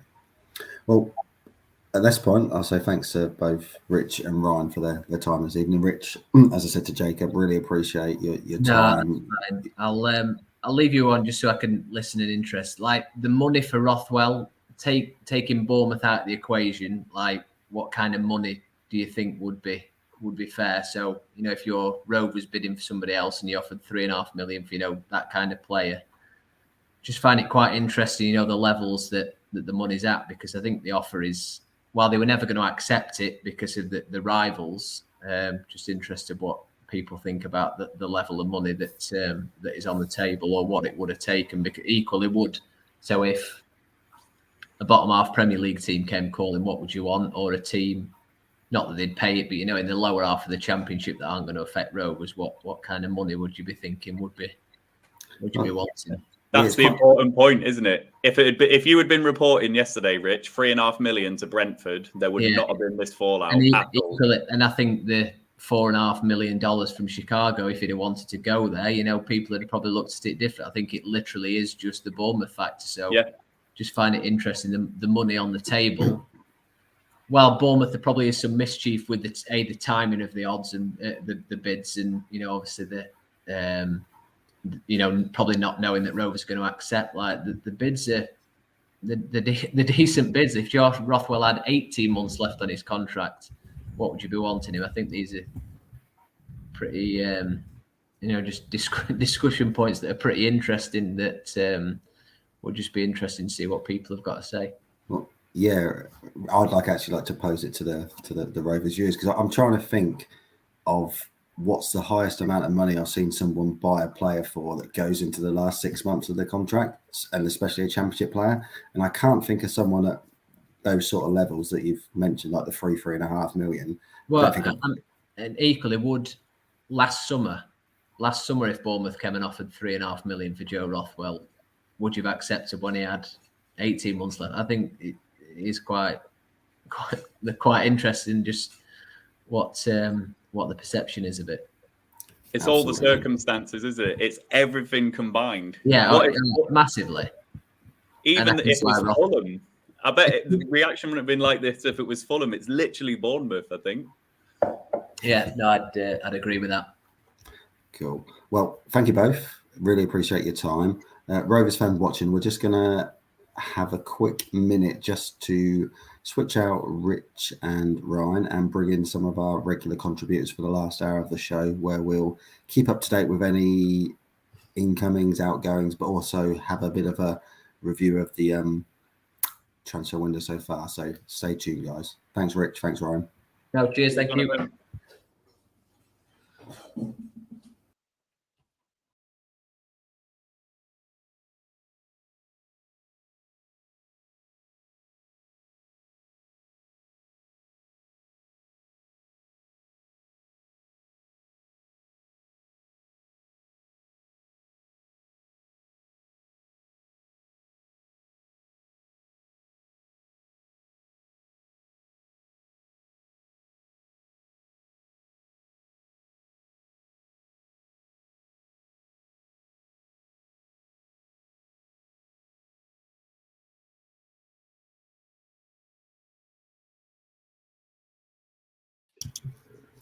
Hello, Rovers fans. We've gone from a fabulous 3 to a fantastic 4.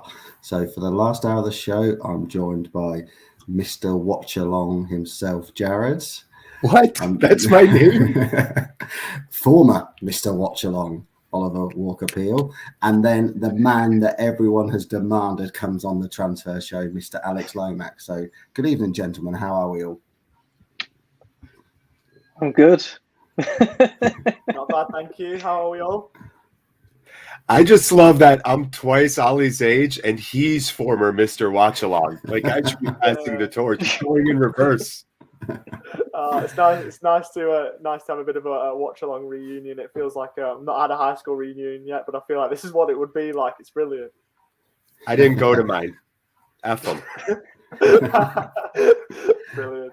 Well, thank you for your interaction in the chat as well, Jared. You've kept me. You probably noticed when I've read one of your comments by the grin that's appeared on my face. So, well, thanks very much for joining us, chaps. What we'll do for this next hour is, as well as keeping a note on what's happening for the last hour for Rovers, we'll just have a sort of like a review of the transfer window so far. So I'll ask you all the same question. We'll go around the virtual room and get your answers. So first question I want to ask is, are we leaving the transfer window stronger than we entered it? And at the same time, when you answer that, if you could give the window a rating out of 10, with 10 being the best, the highest, fantastic, and 1 being unsatisfactory. So I'll start with you on that one, Jared. That's right. Respect your elders, gentlemen. Let the old man with the gray go first. I think I liked it. You know, it's different for me being like kind of in the outside and finally getting like the key to come into the room of Rovers fandom and being able to interact with the community. So this is the first January transfer window where I've just felt as neurotic as I assume the default setting for British people is. So it's been really fun. And I got to say, I probably would, because Rothwell's staying and because I think now the majority of us realize that was kind of blown out of proportion. So I'm going to give it like a 7, I guess, just because I feel really good about some of the guys we got. I think they have fun names. That's always a bonus when the player's name is fun or you can make a pun off of it. But performance-wise, I like adding a left foot. I like adding left width, which gives us a completely different dimension, a player that can go down the left side and help give a different dynamic for Brereton as he kind of tries to operate in on that left channel. So I'll give it a 7. I'm happy with the signings. I'm not even sure there was a player out there that I really wanted that we didn't get or something like that. I'm like a blue-collar paycheck to paycheck guy. So I can relate to a team that's like, this is the money we have. Sorry, we can't buy you the toy you really want for Christmas. You're going to get this knockoff toy and you're going to be grateful.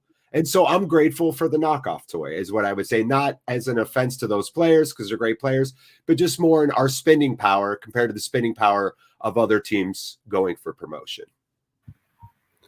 Thank you. Very elegantly put. And the chat was going wild for you there, mate. So just to pick up a few comments. Super chat. Jared, I love you so much. Joe. I love Jared. He's a character. Weird metaphors in coming in. Yeah, he's class. And then probably the personal favourite one, which I've left till last from Naive Steve, is that looking like a Bond villain with the cat. So, Mr. Zefalk, yes. How nice to meet you here. And just before I move on to Ollie, just sort of like a thanks out there to Crystal Feet for the super chat contribution. It's much appreciated, and any support from all of our followers is really appreciated. So, Ollie, same question to you, mate. Yeah, I was going to say Mr. Watch Along or Dr. Evil. For Jared in that top corner looking like something straight out of Austin Powers, but no, I think 7. I think I was along that as well. Obviously, Markande, if him not being injured, probably maybe would have gone up to an 8 because I think that's a quality signing that in the coming years will benefit from.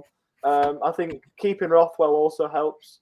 I think obviously I've said on Twitter earlier on that as Rovers fans we've now just got to get behind him.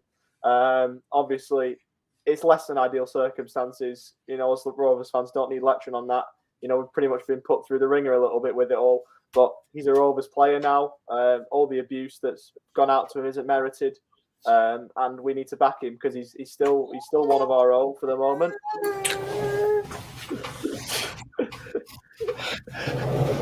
Sorry for the temporary break. Am I not being professional right now by putting my check on my lap? Is this not a professional transfer deadline day?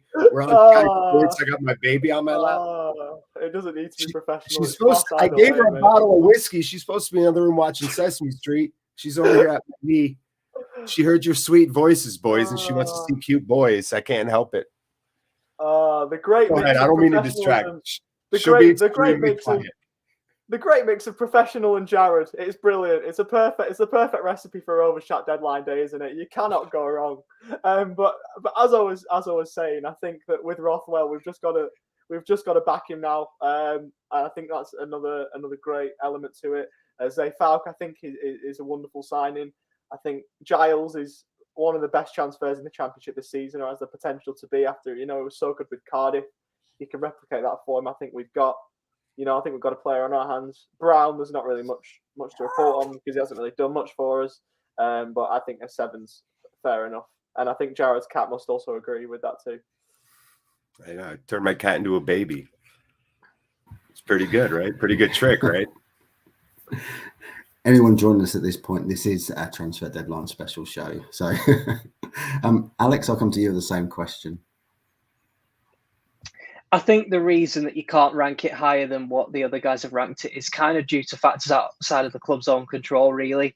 I think the two big negatives from the window were the injury to Markande, which is just obviously a complete freak of bad luck. The club can't do anything about that. And then obviously the whole Rothwell situation, which looking back on it now after, with the benefit of hindsight, it looks kind of like it was a lot of conjecture without much substance behind it. So it's a shame that those two things have kind of detracted from the window. But if you actually look at the bare bones of it, which is we've kept all the key players in, unless Brereton goes to Barca for 5 million before the deadline. We've got like 50 minutes for that, I think.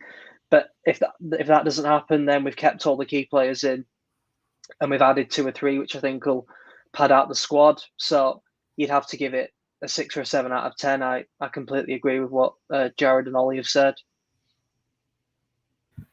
Okay, that's great. Thanks, Alex. So viewers as well, you do you've heard from the chaps. Do put your thoughts, your ratings in the comments, or if you've got any questions specifically about the window, do put them in. We've got plenty of time to answer those. Okay, so next question, and I'll start with you, Alex. I'll go the other way around. So obviously we've focused on the signings. Could you pick out of the 5 signings we've made, or any sort of business we've done, if it may be a signing or players that we've kept, what's been the best bit of business in your opinion for this window? I think the best bit of business was Markande, which is why it's such a shame that he isn't fit for the rest of this season. I think you look at what happened in the summer, and you had the situation obviously where Armstrong gets sold, and we really didn't replace him. I know that Brereton Diaz has obviously burst onto the scene and literally bridged the gap, but we haven't actually physically replaced him with another player. Now, I know that obviously you had Josh Madger on deadline day last summer, which fell through at the last minute due to medical reasons. And then obviously you've got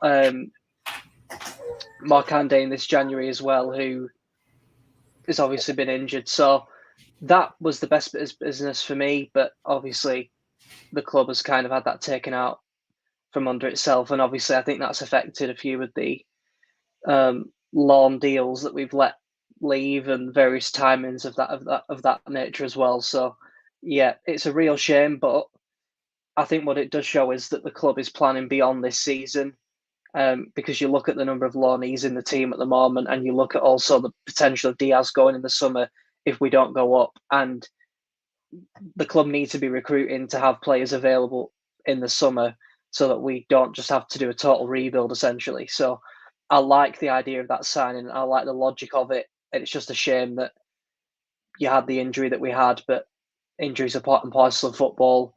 We're going to get some before the end of this season.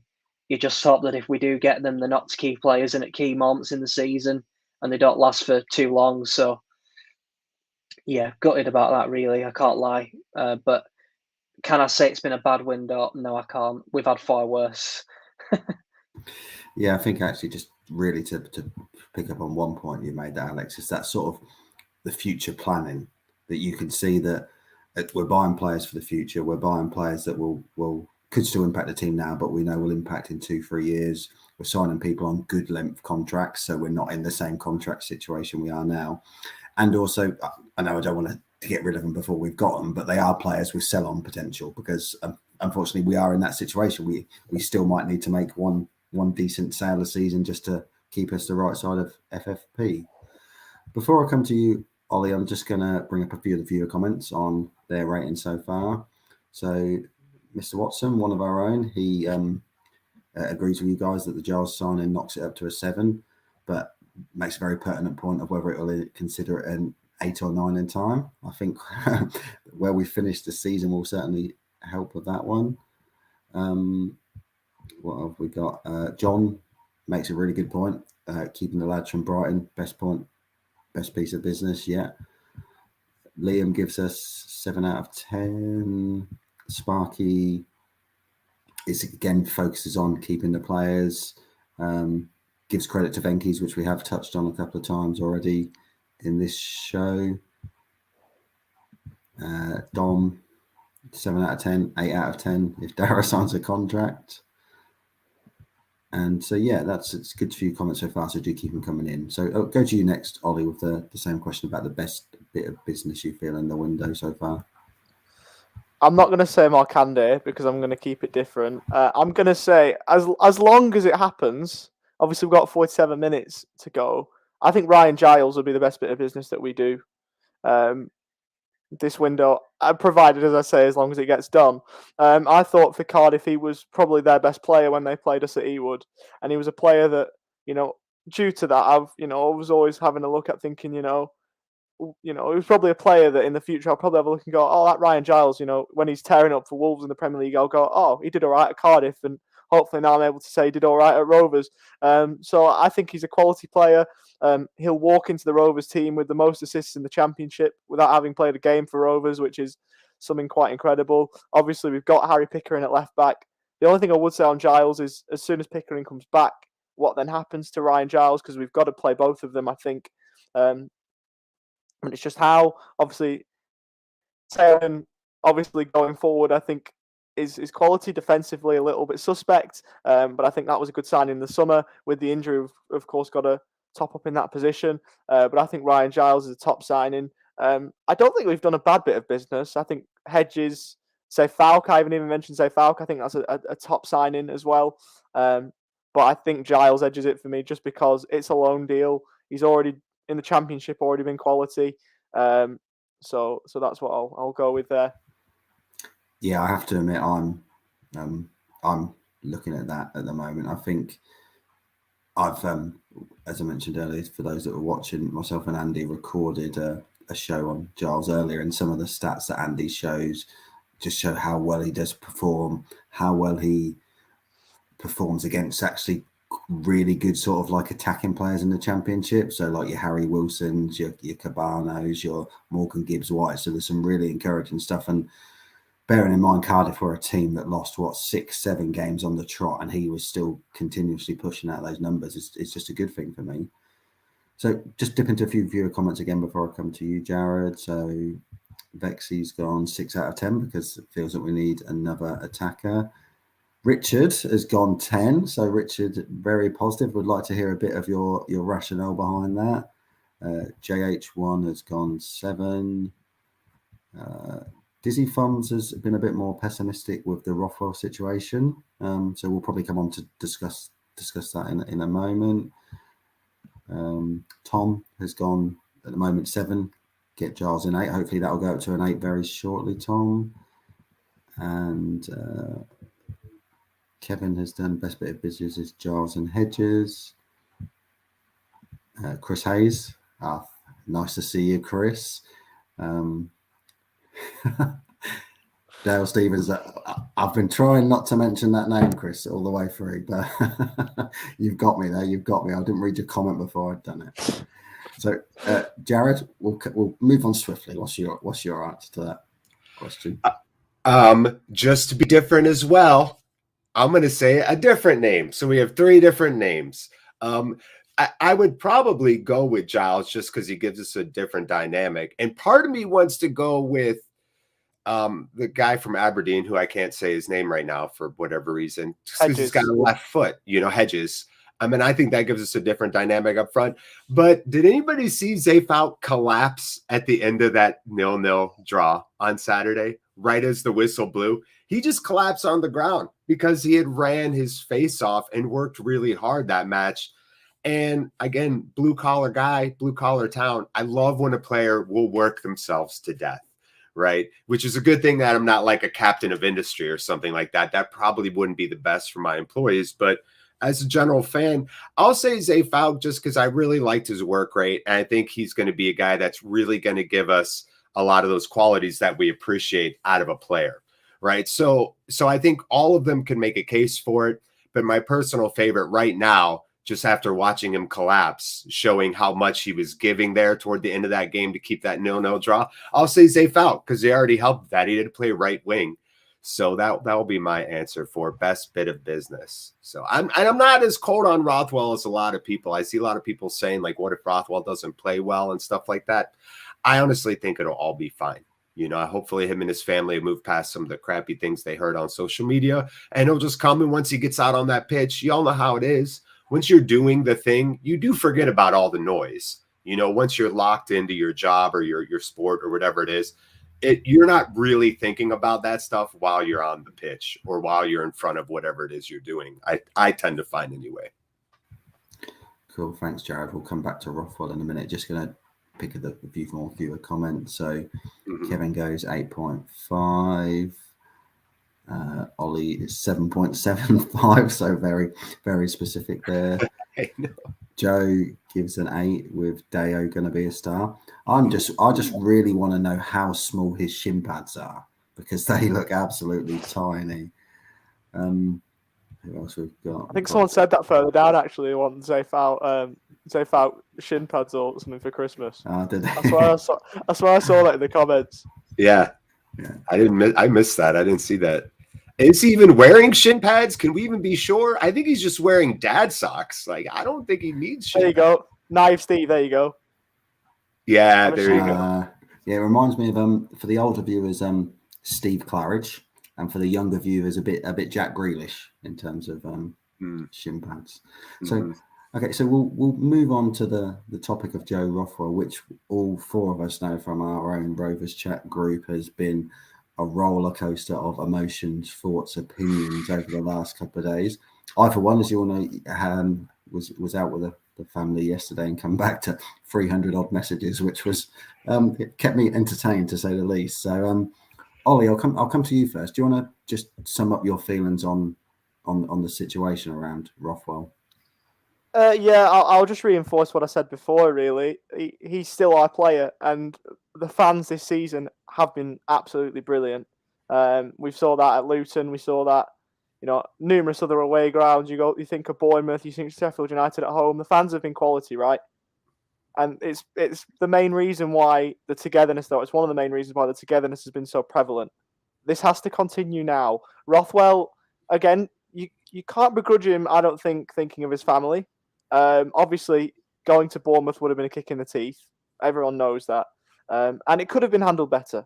I think everyone can accept that it was handled poorly somewhere along the line. I'm not going to blame anyone specifically, but somewhere along the line, wires were crossed and it was pretty poorly handled. But at the end of the day, Joe Rothwell is still a Blackburn player, and he's gonna add some quality to us. I said on Twitter that, you look at the game, or no, it was on another video actually. That Cardiff away. He scored the goal that got us over the line. He's had moments of magic like that could be so important in the following season. You think games like Luton away, if he was there, he might have got that goal to provide the difference and maybe take 3 points home rather than one. But he's our player now. The abuse is absolutely abhorrent that him and his family are receiving, and I hope that that isn't affecting him and his family, because let's be honest, he doesn't deserve any of that. His family doesn't deserve any of that. And some of the Rovers fans in inverted commas that are doing that, give your head a wobble. You can have an opinion, but don't directly abuse them. Don't directly abuse their family, because what good is that going to do? It's going to do nothing for anyone. So keep your opinions to yourself. Leave their family alone, and let's support our footballer, because he's our number 8. He's our Super Joe Rothwell, and he might be the player that fires us to promotion. Thank you, Ollie. Dizzy Thumbs has took the words out of my mouth. The floor is yours, Alex. Over to you, mate. I'm going to disappoint a lot of people, because I'm going to say pretty much the same thing as what Jared and Ollie have said about it, really. I don't think there's much else to say. I think first thing to say is I completely deplore the just horrible messages that have been received by Joe Rothwell himself, his family, and his friends. It's absolutely despicable. There's no excuse for it whatsoever. People should be ashamed of themselves, quite frankly, to be doing that. There's a lot of things going on in life, and football is kind of people's release from that. So come on, let's get it into perspective sometimes. That's way, way too far. And I think anyone that's responsible for that should, I'll be honest, the club should find a way to punish that kind of behaviour, because you cannot call yourself a fan of the club and turn around and do that. So I just wanted to get that off my chest first of all. Just a complete disgrace, and it goes against all the values that we've had this season, and the fans and the players being united, really. So I just wanted to start with that, because that is the most important thing. And then I'll move on by saying I think the whole situation's been handled quite badly, and I don't think it's been handled badly on purpose. I just think it's been the sequence of events that have led to that. I think he was genuinely injured against Middlesbrough, and I think that probably kicks off the rumours that he is available for transfer, essentially, because it's the typical thing. A player is out with a back injury and they're on their way. I think he picked the one club that you can't pick in the current situation, and that is just the unfortunate thing. He picked Bournemouth, and it was possibly the worst team to pick in the country at this moment in time. So you can understand why fans are upset about that. But then, what I don't think has helped, although I think the intentions behind it were good, was Mowbray coming out after the game on Saturday and saying that Rothwell had asked to speak to other clubs. Now, I think Mowbray was genuinely doing it out of a duty of transparency to the fans and thinking that being transparent is the best policy. And after what's happened at the club for the last 10 years, why would I go against that? However, what I think that's led to is a little bit of the resentment that's gone on in the last 48 hours. Now, there is no excuse for that at all. That's an absolute disgrace, what people have commented. There's no justification for it whatsoever. However, I think that has probably led to some of the situation we've got now. However, it's in our interests, it's in Joe Rothwell's interests, it's in Blackburn Rovers' best interests. If we put this behind us now for the next 6 months, allow him to be integrated back into the squad and the club, and we support him as we've supported him throughout this whole season, the way we've supported the rest of the team throughout the whole season, and try and get promotion, because we'll all benefit from that. So I just wanted to say that, really. I deplore what's been said on social media today. I deplore the messages he's received. I think it could have been handled better than it has. However, he's still here. He's still a Rovers player. So we need to support him like we do everybody else. And he's a human being. Footballers are human. They're like the rest of us.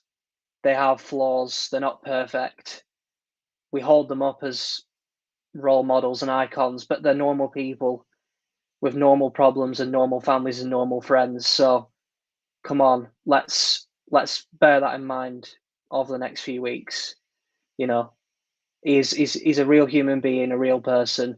And I know that some people are upset about what's happened, but we've got to move on. So, you know, I think I'll leave it there.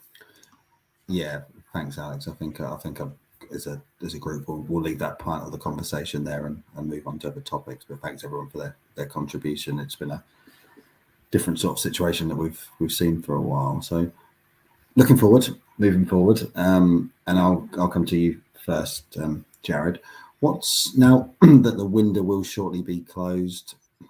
We've managed to keep hold of the bulk of the squad. We've added a number of new additions. What's your hopes and expectations for the rest of the season? I have outlandish hopes and expectations for everything all the time. I'm an American, guys. Come on. No, but I don't know. I think anybody here can at least attest to this. This isn't me like putting on my hipster cap or anything. I've just felt strange about this season and weirdly optimistic.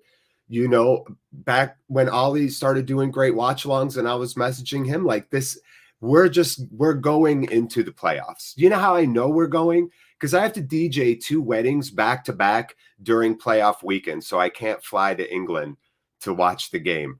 That's how I know we're going, because I know that there's no way I could go, and I really want to go. So destiny will not let me go. That's how I know we're going into the playoffs. But I just feel like in a wide open championship with things the way they are, there's no reason to believe that we can't get second. And there's also no reason to believe why we can't finish top 6. Because if you don't think we're going to finish top 6, you're banking on Tony Mowbray getting all angry and getting his eyes all wide and gritting his teeth and us not taking 3 points from 10 games. You're banking on that kind of a run. And I think the style is different than last year. I think the roster is completely different than last year. I think we've just brought in the type of players that are going to help that not happen. So this team isn't last year's team, and it's not the whatever team from 2016 or whatever time you want to point to a bad run and say, this is what happens. I just don't believe it. So I think that we are going into the playoffs, and I think that we are going to get promoted. And if we don't, then I'll be crushed and real sad. But I still think that is the deal. I think that's what's going to happen. And I think no matter what happens, just enjoy like every match and every minute. Enjoy the characters, enjoy the drama, and enjoy every kick of the ball, because that's what it's all about. There is no magical answer at the end of the road, right? There's nothing awaiting. It's just the journey is really what it is. There's no answer. There's no happily ever after. The journey is the part that we're supposed to love and focus on. So for me, it's about having a club that's exceeding basically everybody's expectations and is playing a type of football that we all like, with guys that we like and young players that we like. So for me, that's what it's about, and I'm here for it. Well, lovely. Well said, Jared. I think for me, just to touch on a point you've raised there, is that I'm enjoying it, and I know that I'm enjoying it because I actually now started to get nervous again for games that I'm thinking that actually like, oh, we're expected to win. I'm like, well, actually, I watch it with a little bit more like, oh, come on, and all that, and it's fantastic, really. But, before I come to you, Alex, with that question about hopes and expectations for the rest of the season, just is a sort of a little bit of a transfer update or a bit of news that's just come in. People may have seen it or not. It'll just pop back in a minute. We've got half an hour to go. Peterborough chairman, Darren McAnthony, who is one of the most open and transparent owners out there, has come out. He's done the transfer update, and as you'll see, Jacob's quoted it. He actually said that Rovers did have a bid accepted for Siriki Dembele, but the forward had his heart set on a move to Bournemouth, which is quite interesting, really. So, again, it's sort of like how much of that is money orientated or not. We don't know. But quite interesting to see what sort of game time that he gets. I know we had a conversation about him in our Rovers Chat group the other day, and I think it was me and Alex. We was going a little bit back and forth with it, and I was more pro him than possibly Alex was. Admittedly, I wasn't quite sure how he would fit into our formation, but I don't actually see how much he went to Bournemouth for, so it'd be quite interesting to know what we did bid for him as well. So I don't know. Does that give us hope that there's something going to come out of the woodwork in the next half hour? And then before I come to you, Alex, just one comment that made me chuckle as Jared was talking, just bear with me, from David, about the worst signing of the transfer window, the totally wicked patch over the shirt. So, Jiva, you legend. Yeah. Thank you, Jiva.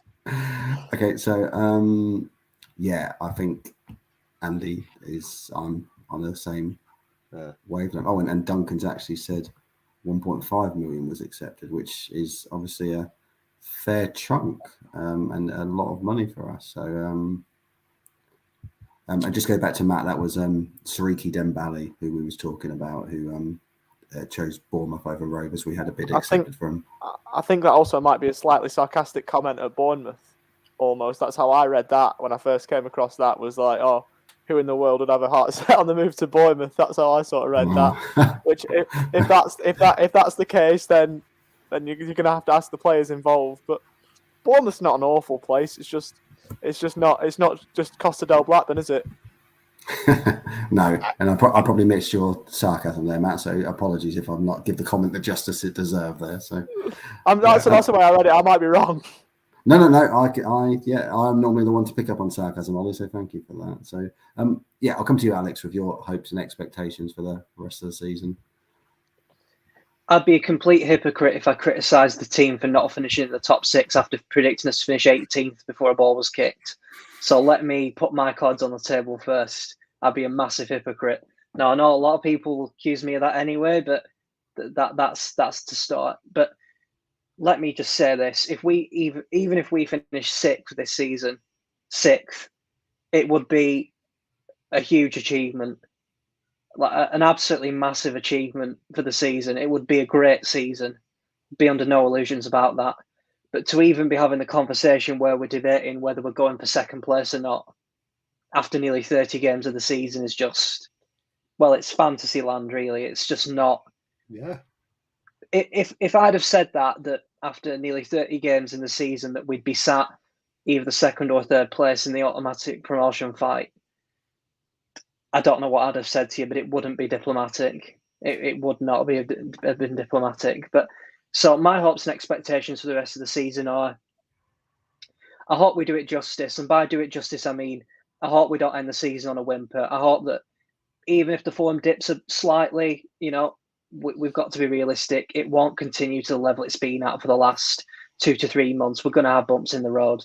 We've got really difficult games coming up against promotion rivals, as it were. Tough away games to go to. So it's about bouncing back from defeats. That's the biggest thing. And under Mowbray, in the second half of the seasons in the past, we've got into a rut. So the aim for this second half of the season is, if we lose a game, bounce straight back, like we did against Middlesbrough. That's why the Middlesbrough game was so important, because we just lost to Hull, bad performance, but we bounced straight back. That's going to be the key for the end of the season. Just take the punches, bounce back. Take the punches, bounce back. And if we do that, we finish in the top 6. Whereabouts we finish is anyone's guess. I mean, it's quite difficult to predict at the moment. You've got, obviously, Bournemouth currently in 3rd place. They've just brought a lot of new signings in today. How well are they going to fit into the team? Is it going to take a while for them to blend together? Do you really rate Scott Parker as a manager? QPR are like us. They weren't fancy before the season started, but they seem to have a style of play as well that suits them. Likewise, West Brom seem to be on a bit of a bad run at the moment. And then you have like Middlesbrough and Nottingham Forest, who seem to be trying to knock on the door for the top 6. So, we're in an amazing position. I don't expect us to be here at the end of the season, but anywhere in the top 6 would still be an excellent finish for Rovers. Yeah, absolutely. And as you say, there's a lot of football to be played. And it was quite interesting when, for those that saw it, just as Rich finished his last point of the conversation with us about, actually, it's not always necessarily about beating the teams around us, but there's the element of them not taking 3 points off us. So there'll be cases where a draw is better for us than them. But yeah, lots of football still to be played. Before I come to you, Ollie, just a couple of comments to pick on. Andy's picked up on a very good point where I sort of emphasise about 1.5 million being a lot for us, but he's brought back the ghost of Ashley Ward. So I was expecting Nathan Blake's 4.5 million to be mentioned in there somewhere. Kevin Davis 7.25. Well, that's going to turn us all grey if I keep going on, isn't it? So, so just keep the comments coming in, and do actually, obviously, as I'm asking the chaps here about their hopes and expectations, do let us know where you think we'll finish this season as well. So, Ollie, you've got the floor, mate. I think 6th has to be a minimum now, which I said. We said pre-season. We all said 15th, 16th, and I said no. A private chat, I think it was, that we were calling Ollie Hayworth crazy for having us finishing in 10th or 11th, but 6th now has to be the minimum. It's so quick how things change. I think, to be honest, I think we've still got to give the top 2 a right good go. And if with 5 games to go, we're giving the top 2 a right good go, then we're going to be in and around the top 6. So I think we may as well push Bournemouth. Obviously, they've made a lot of signings, which is going to make that tough. But again, their squad now has to gel, so it might take them 5, 6, 7 games to get it all together, which could be pivotal in the promotion race. I think we've got to go for top 2, but anything less than 6th, I'd now be disappointed. I'd still say it's a good season, but top 6 would be a great season. Top 2 would be stupendous. That's the way I sort of see things. But it's just crazy that we're talking about this as Rovers fans. It's nice that it's nice talking about the way to get out of this division is going up rather than down, because too many times have we talked about Rovers going down in recent years. But to say that we're at the right end of the table now, it is so nice. It is crazy just to be talking about this. Someone pinch me out. I must be dreaming. And we must nearly statistically have enough points to be clear of relegation, mustn't we? What do we go down with? That word. Everybody stop with the R word. Why are we saying this word? We don't need to say this word. Did we go down with 52? Did we go down with 52 when we went down to League One? We went down with more than 50, but we're basically there now. So we are staying up. Exactly. That's what I like to hear. Some more singing. It's not enough singing over here. Y'all do much better with the singing. Right, just moving on to the next one. Really good question coming from one of the viewers, Man Green 1000, which I'm going to jump in now to get your views on, actually. We just want to get our views on and discuss how we haven't really played well in a dominant attacking sense since Barnsley first half, and whether that has any impact on our hopes and expectations. So again, that's a question for the three we've got on, but also anyone viewers as well, because it's a really, really interesting point. And Rich did mention earlier as well about how, actually, credit to us, we've took 8 points from scoring only 2 goals over the last few games or something to that effect. So I'll start with you, Jared, on that one. Yeah, I'm really glad you highlighted that, because when I read that, I was like, that's juicy. I think that's a good point by the person, the gentleman, Man Green 1000. You know, I mean, part of me feels like we don't need to play that way. Like, we don't have to be a dominant team like how Fulham's a dominant team just to be successful, you know? So has the last couple games and how we've been playing impacted our hopes and expectations? Sure, to a degree, but no different than the 5 games before that, how it impacted our expectations, right? So our hopes and our expectations, to use your words, are dynamic. They change. And whether we like it, they change day to day, folks. It's not like we're like, this is it, and I'm staying with this expectation no matter what evidence I see to the contrary. That's a bad way to do things. That's how we've gotten where we're at politically in the world. So I think it's better to embrace change and maybe shift your dynamics a little bit. So yes, we've been a little bit less clinical, but there's other factors going on there in terms of the roster and stuff like that. So I don't think we need to be dominant to win. I just think we have to have moments of good decision making, and if our young players are confident, because we are still a young team. And I know I'm the old head here, so I'm kind of always saying that in every watch along. But there is a difference, because you see it. Rovers have to be number 1 for retaliatory fouls after we don't get a call. What's the first thing we do? We just run over and like tackle a random player with the ball. Like, you know what I mean? So there is an element to maturity and being in these situations before. And maybe you can make the case that the team's confidence is down a little bit. And that's why we just don't look as like crazy, holy crap, we could put 4 on anybody. But I think we can put 4 on anybody, to be quite honest with you, especially if Diaz is feeling it. So that's how I would answer that person's question. It does not really impact it all that much for me. I already kind of thought there was going to be a slight regression in terms of how clinical we've been. I felt that way since December, probably. Okay, cool.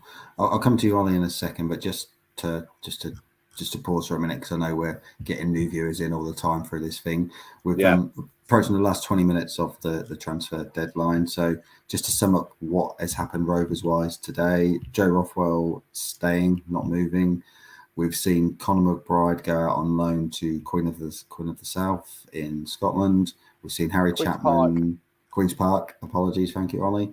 We've not Queen's Park Rangers yet. Queen's Park in Scotland. We've seen Harry Chapman go back on loan to Burton Albion for the rest of the season. And then the 2 bits of business that we're told to expect before the end of the window are the incoming of Ryan Giles on loan from Wolves, and then the possible outgoing of Danny Butterworth on loan to, we've heard both Accrington and Fleetwood, so a local club in there. So no announcement yet from Rovers, but that's just a summary of where we are, because I appreciate people are just joining us. So can I just add one addendum to your question you're about to ask them, which is the same one you asked me? Because this is where, as an outsider in many ways, I want to know this on top of that, which is, do teams really look hard and study and scout Rovers like your opponent? And then maybe the result of all this is teams knowing what we do well and focusing on taking that away and forcing us to beat them another way. I don't know if it's as simple as that, because in American football, because it's all set pieces and X's and O's, it's easier to scheme for something like that. So I just wanted both of you guys, if you could, or all 3 of you, to, off of the question, also answer if you think that has anything to do with it at all, because that could be, in my head, that makes a lot of sense that teams are trying to do that versus us right now. Yeah, definitely. Managers will scout. They'll have scouts that will, or they'll have coaches that will say, right, Rovers have scored X amount of goals in X amount of games. Let's try and limit that and give us the most chance to succeed. So if a team let's say we're scoring goals, then the team might switch from 4 to 5 at the back to try and limit that or to try and match us up or something. Tactics are definitely involved. It's like every sport, and there are certain tactics, certain people who will be involved in minimising our strengths and trying to play to theirs. But yeah, that's definitely a thing that happens. I think what Alex. I think what I would add to this conversation is that I think the one thing that has got the biggest chance of derailing the season, other than the manager walking out, but is defensive injuries, because you can afford to not score many goals if your defence is keeping 9 clean sheets in 11 games. And at the moment, the policy of not concede, don't lose is good enough at the moment.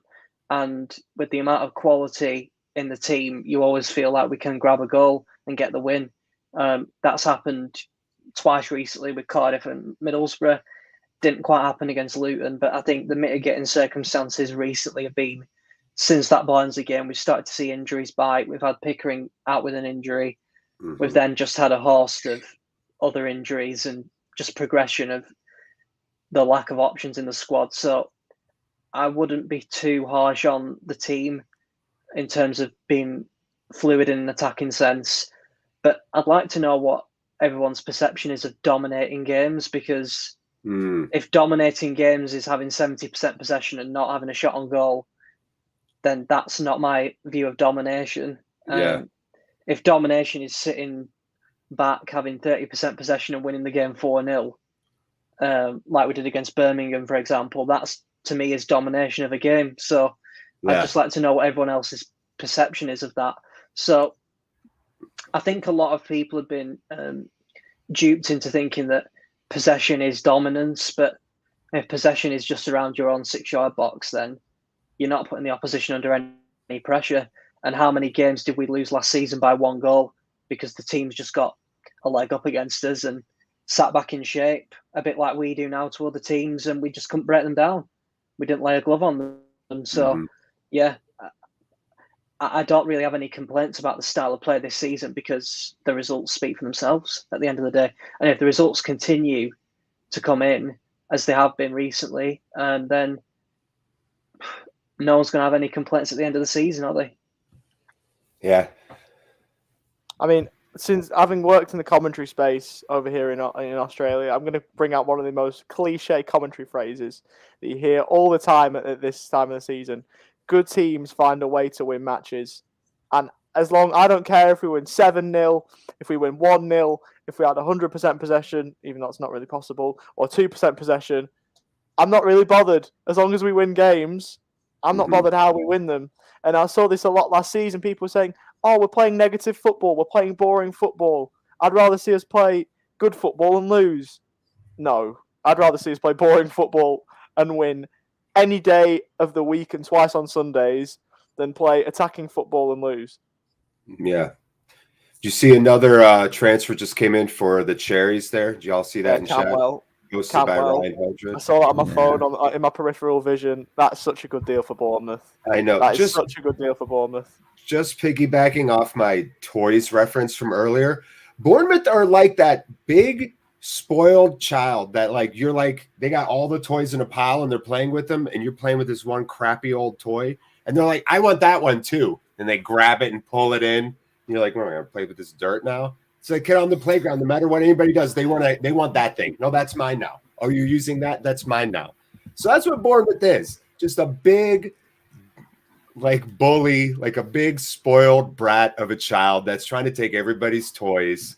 It's honestly annoying me. Like, I'm enjoying it. Like, I literally don't like Bournemouth now, everyone. I went from not caring about them, complete indifference. I kind of like the nickname the Cherries. Objectively, but now they have to be the team that them and, of course, Hull, right? Those are the two teams I now officially have a real bitter distaste for outside of the Lancashire rivals. Congratulations, Bournemouth. I hate no mention of Luton. No mention of Luton. Yeah, I don't know. Yeah, I mean, it's not the same. I don't know. With the 2-2 earlier on, and all their fans going, "Oh, that's karma." You know, you've bottled a 2-0 lead, and then for Tom Lockyer to be just kicking everybody. I don't know. Like, I don't know. Yeah, I have to say though, if we're on the toy analogy, and this is very much now starting to turn into the old school Saturday watch-alongs with Ryan, Luke, and Joe. Jared, you are like the gift that keeps on giving. So thank you very much for that. You're keeping us all entertained. Don't worry, these batteries run out fast. It's like, this toy is awesome. Oh, it eats up batteries in 12 minutes. By the way, Tim Young, I got to drop this. I'm going to drop the hammer down. I don't think Rothwell is a crappy old toy. That's not analogies you don't take literal as a 1-for-1. I'm more saying that no matter what we have, Bournemouth won it, and I don't enjoy that.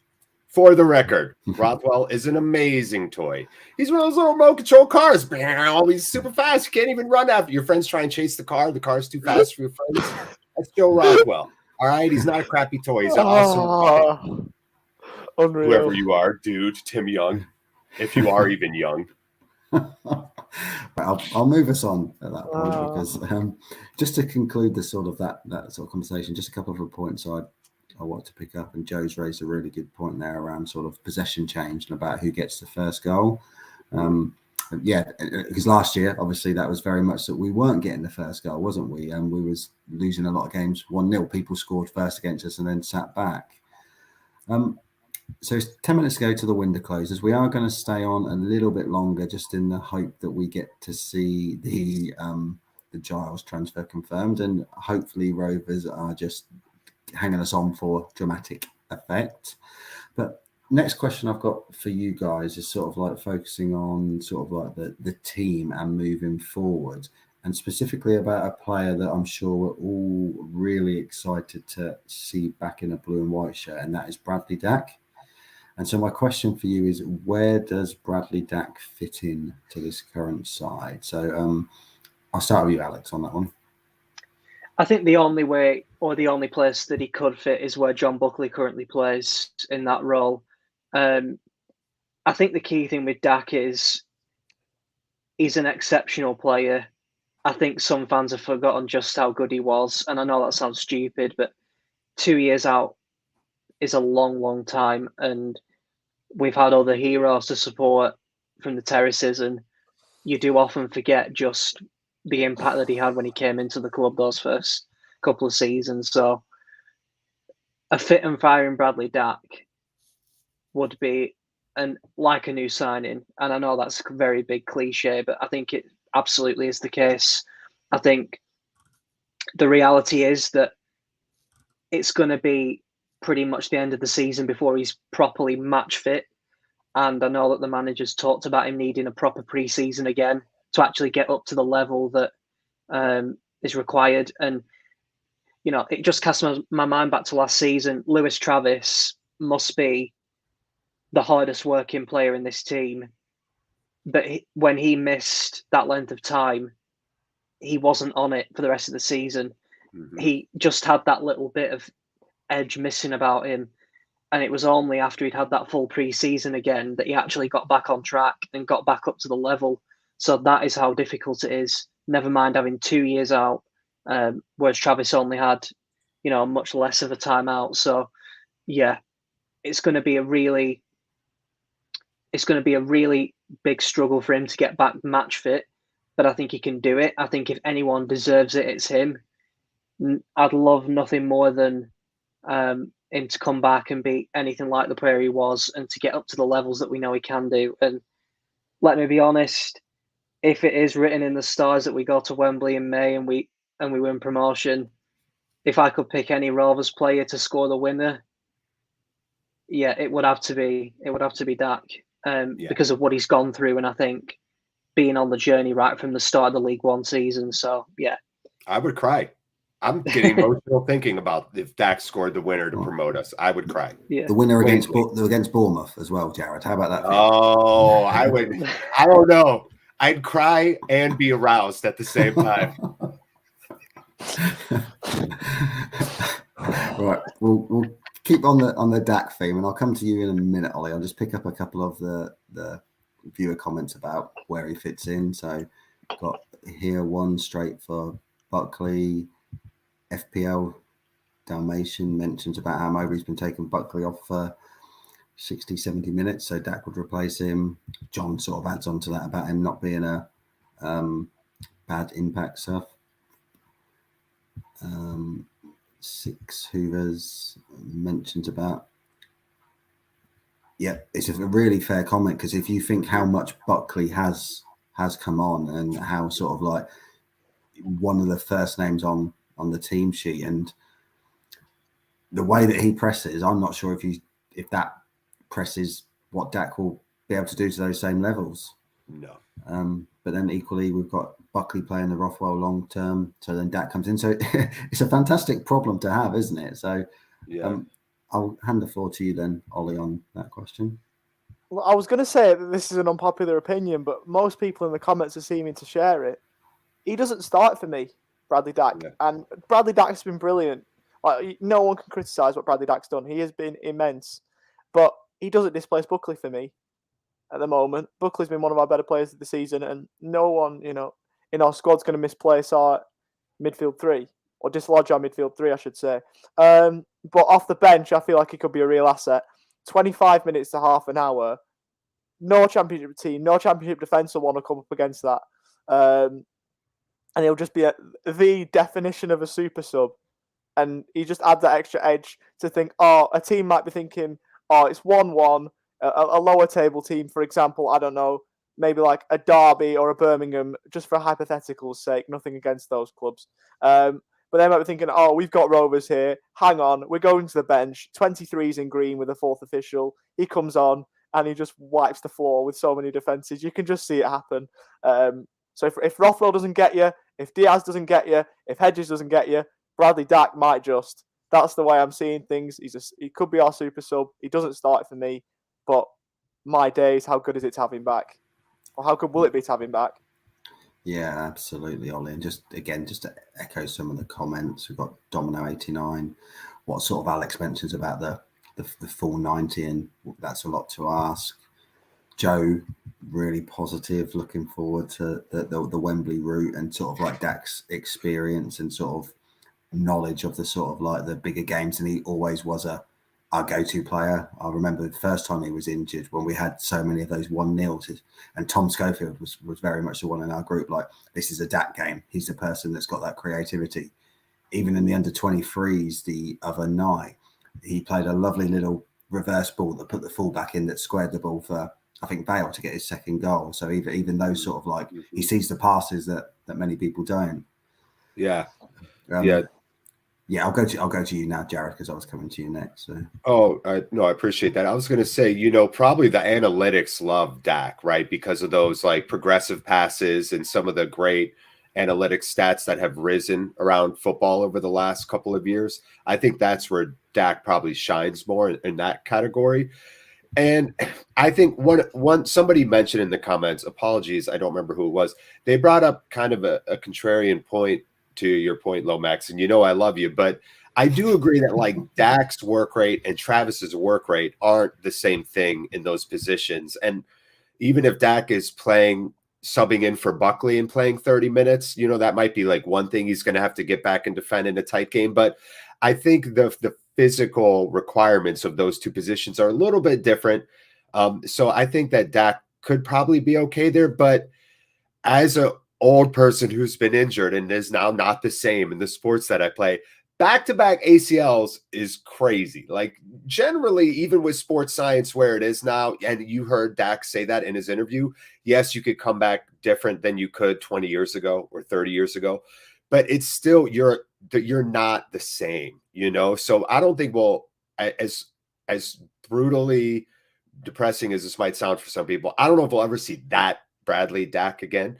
But I think we'll see a version of that, which is a veteran player who learns how to play with what limitations they have now. And like you said, that first pass that became the assist, like those kind of progressive passes, that's where I think he can shine for another couple years and really be a good player. So where does he play is still one of the craziest things. But if we're staying in our formation, he just subs in for the buckle roll, or maybe subs in over like where, Kadra plays or something like that, but I can't see him playing in the midfield and us demanding that work rate. And another person said Dack's more of a player for next year.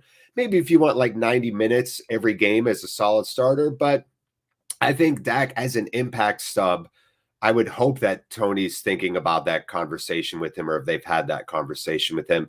Because can anybody here list a better impact sub in the championship than Bradley Dack, if that was your number one choice in a 0-0 game or a 1-1 game? I think that would be amazing. And I think that would have a slight psychological effect on the other team when you see Bradley Dack walk out there and all of a sudden he's dropping dimes to players. You know what I mean? It puts you on your heels a little bit more. You start second guessing yourself when a player of that quality is all of a sudden there. And from a fitness standpoint, he's playing against players that have been running around. That kind of levels that speed, in which was a good point you brought up, Alex, because it's all about milliseconds. So I think it kind of levels that playing field out a little bit if he's playing versus guys that have been running around for 70 minutes. So that's where I hope to see him. That's what I hope he embraces, certainly. And yeah, crying and arousal. To answer Jark's question, no, I don't. I think you're the only one on that island. It would only be if the cherries thing. So if it was cherries at Wembley, to answer your question, Jark, whoever you are. Okay, so that is now 11 o'clock. The window is officially closed. Still not got no word from Rovers on the either incoming or outcoming with Giles or so we're going to stay on. Hopefully they're going to tease us with a 5-minute warning. I wouldn't be worried, by the way. I see a lot of Rovers fans saying, "Oh, we should be worried about Giles." Don't be worried. I still think it'll go through. We still can sign him. We can sign a deal sheet that will permit that to go through. So I wouldn't be stressed right now as a Rovers fan about Giles. I'm rather calm about it. I still think it's, or by all reports, it's still on. So I wouldn't be stressing as a Rovers fan about Ryan Giles, because I still think he'll be a Rovers player, but it'll just go through after the deadline, obviously. It would have been nice if the thing before, they're saying we'll get it done well before the 11 p.m. deadline. So that's not happened, has it, Rovers? But it'll still get done, so it doesn't really matter. Apparently, if in doubt, in the comments, just saying he's signed. It said on Sky, so just keep a watch out. It'll get done. It's just a question of when and not if. Yeah, and this is sort of like the media side of it, as Ethan mentioned. Well, as I've said a couple of times, we'll probably see pictures of him with sun in the background that was taken 5 or 6 hours ago. I'm getting the Rovers Twitter page up on my phone. I'll let you know if there's a 5-minute warning or something. Cool. Can I just ask like an academic question on what's the procedure? Because over here for like American sports, the deal can get done after the deadline as long as certain preliminary work requirements have been met. I assume there's a similar procedure there, right? So it can be announced the next day as long as the initial required work was done, signed, and probably, I would assume, delivered to a governing body by a certain amount of time. Is that the process? Is the process roughly the same? Yeah, pretty much spot on there, Jared. It used to be that you used to have to send a fax, but now it's a deal sheet that you just have to send to the EFL or FA before 11 o'clock, just to signal the intent of the transfer, and then the formalities can be done afterwards. I had on my tip of my tongue as we were starting the previous conversation or around Dack and an impact substitute. Yeah. Quite interesting stat this season is we're one of very few teams in the EFL, and I think only possibly 2 in the Championship, that has not had a substitute score a goal this season. Yeah, 0. That's what I mean. It solves our one kind of glaring thing that's kind of like a wart, that would solve that, I would think, pretty handily. Yeah, and then it also just coming in as well, there's been reported that Bournemouth were at it again with Bowler from Blackpool, had a 3 million bid turned down for him. So hide your toys, boys and girls. Bournemouth are coming for your toys. Jeez Louise. Cherries. Stupid cherries. I'm gonna eat blueberries tomorrow in my yogurt now. Yeah. Chucking our cherries out the window. My wife bought cherries. I don't want to look at them. So I guess while we hopefully wait for the announcement, gonna sort of go a bit left field here with the next question for you guys, and appreciating if you're not quite ready to nail your colours on the mast to this one, but equally for those in the comments as well, do give your thoughts. Contracts is a popular topic. We've mentioned about Lenihan, Rothwell, Nyambe. Someone else out of contract this summer is the manager. Tony Mowbray. What's your thoughts and stance on where we go with that? Because rightly or wrongly, there's been some in the know accounts. West Brom's, his name's featured quite predominantly for those as being their next manager. Personally don't see it happening at the moment, but out of contract in the summer. So yeah, what do you guys think? I'll start with you, Alex, on that one. I think it's difficult in the sense that if the rumours are true around West Brom, then I think it's obviously something that he would consider. It depends on the length of contract, obviously, that he's offered. I think the reality is that if we finish in the top 6 at the end of this season, I'd be very surprised if he wasn't offered a new deal. Whether he accepts that is a different story altogether, which may depend on offers he has from other clubs. But the situation, he's asked quite regularly about it in the media interviews that he does with pre and post match, and he usually seems fairly relaxed about it. So I suppose it's one of those things that's just going to rumble on if West Brom continue on the bad form they're in at the moment and sack Valérien Ismaël. That might trigger some rumours, but I suppose really the only thing Rovers can do is Bournemouth putting an offer in for Mowbray. I think the way that Mowbray is talking though makes it sound like he wants to see this season out and see what happens. I mean, football is a strange business; anything can happen. But I'd be surprised if he left before the end of this season. But stranger things have happened in football, I suppose. But yeah, I think it's something that, like the Lenihan contract, the Niambi contract, the Rothwell contract, it will depend on the circumstances that the club are in the summer, and it'll probably be something that's looked at then. But I don't see it being anything that's resolved in the next few weeks or near future. Okay, your thoughts, Jared? Oof, man, he's just been here for so long now. It's one of those like, who can you even picture managing Rovers? What's Ainsworth from Wickham? I mean, it's like the only name that really comes to mind or something like that. So yeah, money's right, price is right. I think this is the moment where you really have to try to think of it from Venky's point of view. We don't know Venky's relationship with TM or how great it is, or maybe it's really formed strongly over the last couple of years of dealing with stuff, and maybe they are on the same page, and maybe Tony, through experience, has figured out really effective ways to communicate with ownership and to kind of talk with them. And I think, as David Dunn just said in that interview, Tony Mowbray's an honest, straightforward guy. What more do you want? And, I mean, sometimes it's Occam's razor, man. Sometimes it is just that. I don't want a snake oil salesman. I don't want a guy that's like all fluff and pomp and circumstance and is going to say sweet things, but then come in and be weird, So I don't know. I think if the price is right and extension's right, and I would love to see Tony back in the Premier League and, give him a chance to see if he can outmanage some of the best managers in the world with less resources if we get promoted and battle and stay up and avoid relegation. I think, does Tony have that caliber, that quality? Maybe. I think so. I hope so. So yeah, I think that would probably be how I feel about Tony. Is I just yeah, I like him now. He's grown on me a lot more. Do you know what I mean? He's grown on me a little bit with how honest he is. I've started to appreciate that over like some of the weird, because he does say some weirdly passive-aggressive things sometimes, doesn't he? Remember last year he had like a week of quotes where we were all like, what the F is he saying right now? Why would he say this? And so, they weren't getting any points and he was frustrated. He's human. We all say dumb shit when we're human. But I don't know. I like him. I want to keep the old bear around. It's like an old bull out on the farm. I like him. Keep him there. Keep him in front of that barn door. Cool. All right, before I come to you, Ollie, we're just going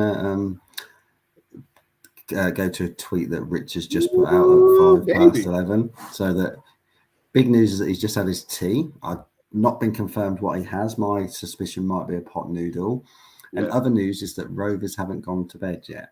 I'm surprised you're not on the rich sharp food ITK, Jonathan. I thought you'd have. I thought you'd be in the ITK in the know. I thought you know these things. Come on, mate. Yeah, well, I don't like to start rumours, Ollie. I only like to give a sort of like a little bit of a hedge in my bets there. So, but the fact that he's done quite well on transfer deadline. Could say Ryan hedging your bets. We'll move on from there. And you answer your thoughts on Mr. Mowbray there, Ollie. Chicken Kiev has been the report from Rich. So there's your answer.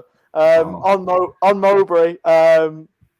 On Mowbray, I think he's got to sign a new deal if finishing the top 6. I think you could maybe give him one more crack at it, just because obviously even if we somehow don't make the top 6, you've got to give him a chance to finish what he started. And I think last season, if he wants to sign a deal, you've got to give him the chance to, especially how invested he is, and with the player development and everything, he's so invested in making this work. And so if he wants to make it work, you've got to give him the chance to, so long as we don't fall off in the second half of the season. If we make the top 6, then I think you have to.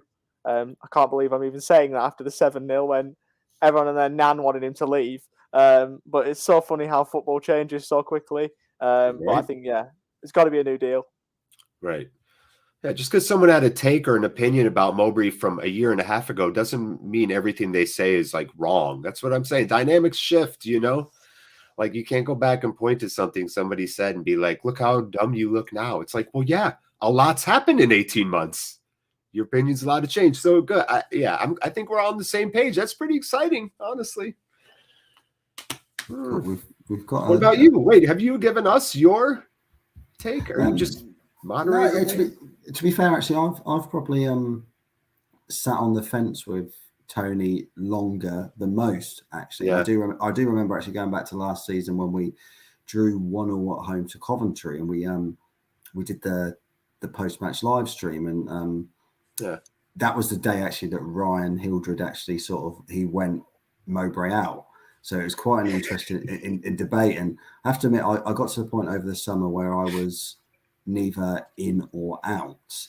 I think the thing that always held me back was stability and who would come in next. This season, he just does look reinvigorated. So I do actually. There was a comment from what Andy Watson made in the chat about sort of like Bielsa signing year-on-year contracts. So that sort of model to me is quite appealing, because as much as he's done well this year, and as much as we've got a good chance of going up, if we don't, we could be looking at a very, very different squad next year in terms of out of contract and loan players going back. So it's nearly sort of like another rebuild. So it's a tricky one. This is an interesting question, maybe just to carry on the discussion, is if Mowbray was to leave to West Brom in 4 weeks' time, who would you bring in? I just think that's a really interesting question. I mean, I've been thinking about this since some of the accounts mentioned it, but I would probably go for someone like Damian Johnson or someone like that who knows the players and can kind of carry on the style of play until the end of the season. But I'd be interested to hear any names from Jared or Ollie. 3 words: Nuno Espirito Santo. He's already got all the money in the world. He doesn't care. He'll come coach for free. He's still getting money from Spurs. Give me Santo. I like him. I don't know why people don't like that guy. I like Santo. He's all grumpy. It's like kind of in the Mowbray mold. They just sit there like this the whole match. So I'd say Santo would be my dream pick, as insane as that sounds. Ollie, what about you, bro? Someone says Gary Ainsworth. I wouldn't mind that. But imagine for the banter if we brought Neil Warnock back to management. And just it would be such a prototypical championship signing, wouldn't it? Prototypical, I don't even know if that's a word. I've invented it if it is. It would be such a typical sign. I'll go and make it easy. You've got to die to get 3 points. Just imagine hearing that every single week. Go and play Bournemouth in the playoff final. Can you just imagine the team talk? Mowbray isn't going to leave, so I don't think it's something we have to worry about. But it's an interesting question to pose. Yeah. We've got a couple more tweets that Dan just wants to bring up in the background. So far away, silent showbiz, Dan. Mm-hmm. So yeah, my pot noodle was wrong. So obviously I'm not in the know, Ollie, but it was more just a case that the deals that sort of been expected were to go through. So the one income, one out. So that would be Giles in and what we think is Butterworth out. Okay. There has just been a tweet from Fleetwood, which is 2 minutes ago, sort of like it's the GIF you've been waiting for. So it looks like they're about to announce something shortly. So that could be the Butterworth one as well. So yeah, that's where we are at the moment. Yeah, he's gone. He's gone. Announced. Rovers have just announced it. Oh. Heyo. Yeah, Butterworth's gone. Yeah, so that's Danny Butterworth. Joined League One side, Fleetwood Town on loan until the rest of the season. So what's all our thoughts on that? I personally see that as a positive. Yeah, definitely for me. I mean, he's not quite ready for Championship football, but I think he's one who could be ready in a few years. I think like Wharton, it's not someone you can give up on. But I think with the signing of Hedges and with the returns of Dolan and the likes all coming back, Gallagher to come back, is a chat. You know, once all our players come back, there won't be a spot for him in that match day squad. I think he needs first team football. There's no good playing 23s because he is still a gem in our academy. He is still a player that can do a lot for us. And he needs to play first team football. League One's a good standard. We've said that McBride should have got that. We've said that, we've praised Sam Burns for going out to League Two and hitting the ground running. Danny Butterworth's just got to do the same. I think it's a great move for him. Yeah, I think just to add into that, this was a conversation that came up on one of the transfer shows that me and Dan did, and I really like him. I think he's got bags of talent, but I think with how our season's looking at the moment, and it really goes back to the point that was raised earlier about how we've been playing recently. If you go back to Birmingham over Christmas, just before Christmas, when we're 4-0 up, he come on for that 20 minutes. He lit up the show. The game was over. He was fluent. He was able to run at players. He even hit the crossbar, didn't he, from like 25 yards. Yeah. If you then compare that to the Middlesbrough game when we're 1-0 up and he was a necessity sub rather than we had to make it, didn't we? It just didn't suit him as much, did it? There was the one down the right hand side where Lenihan's passing the ball. It looked a simple pass and he let the ball go out of play. It was just like, I think he just feels that there's definitely a player in there, but he needs to be, as we both said, sort of like learned his trade lower down, and hopefully he'll get a lot of time. Slowing down is the key word there. A lot of times with real young players, they're thinking when they're out there. And again, milliseconds.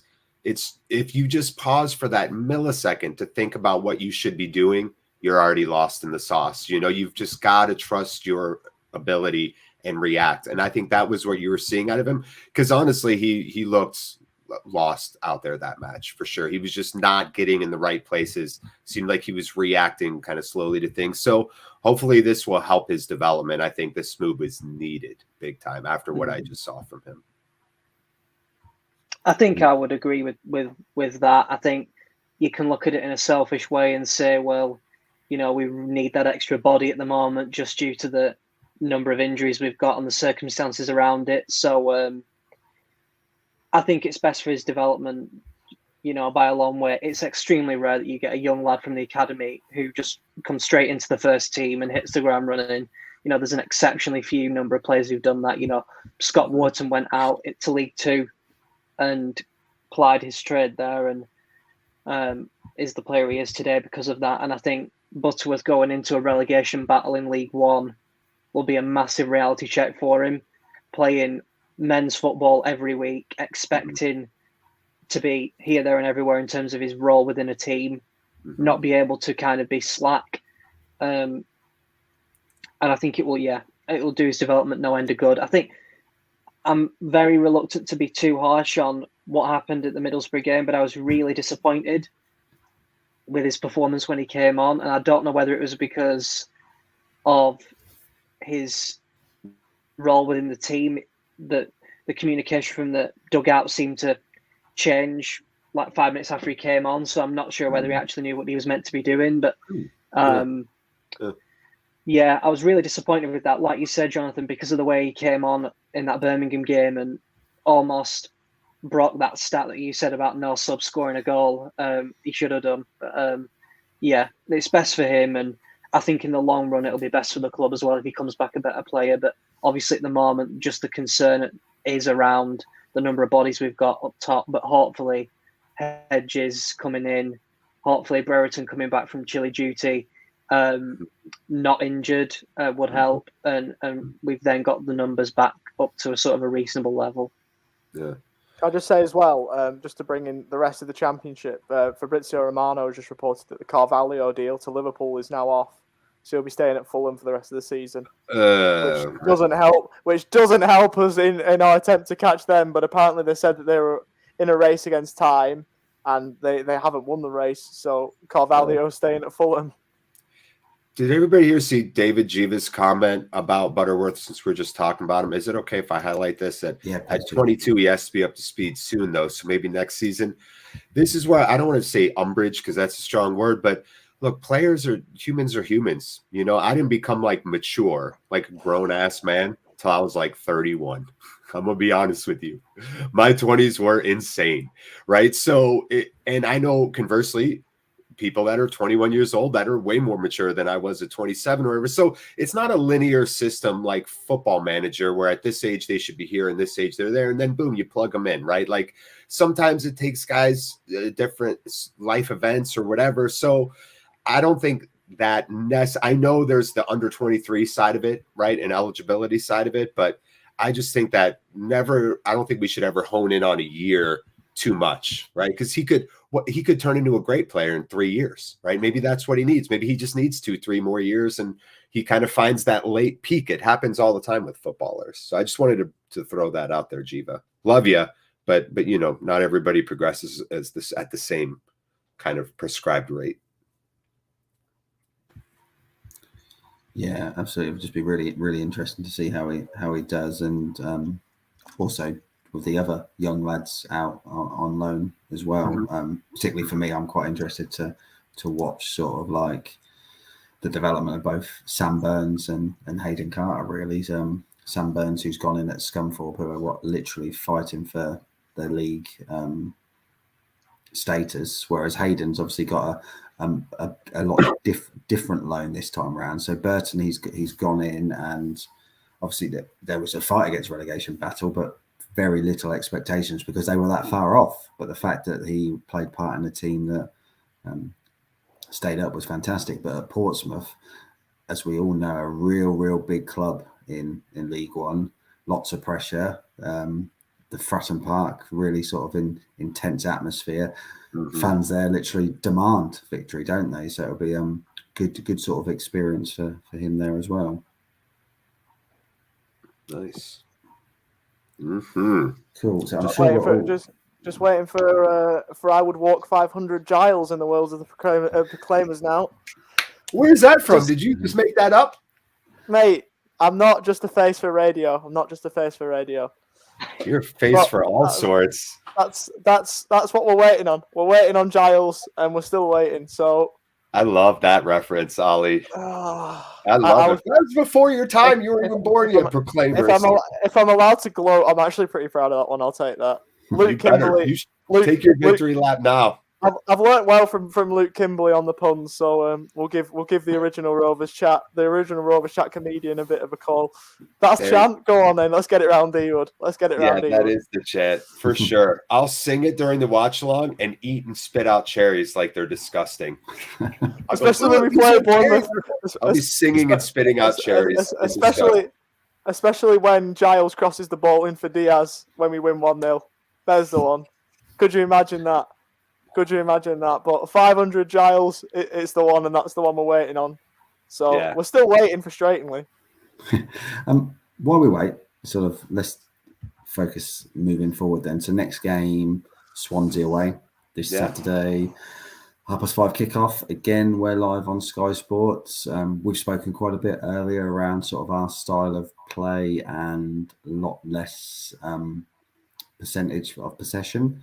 Swansea probably one of the teams in the Championship that have the most possession, I'd imagine, most passes made.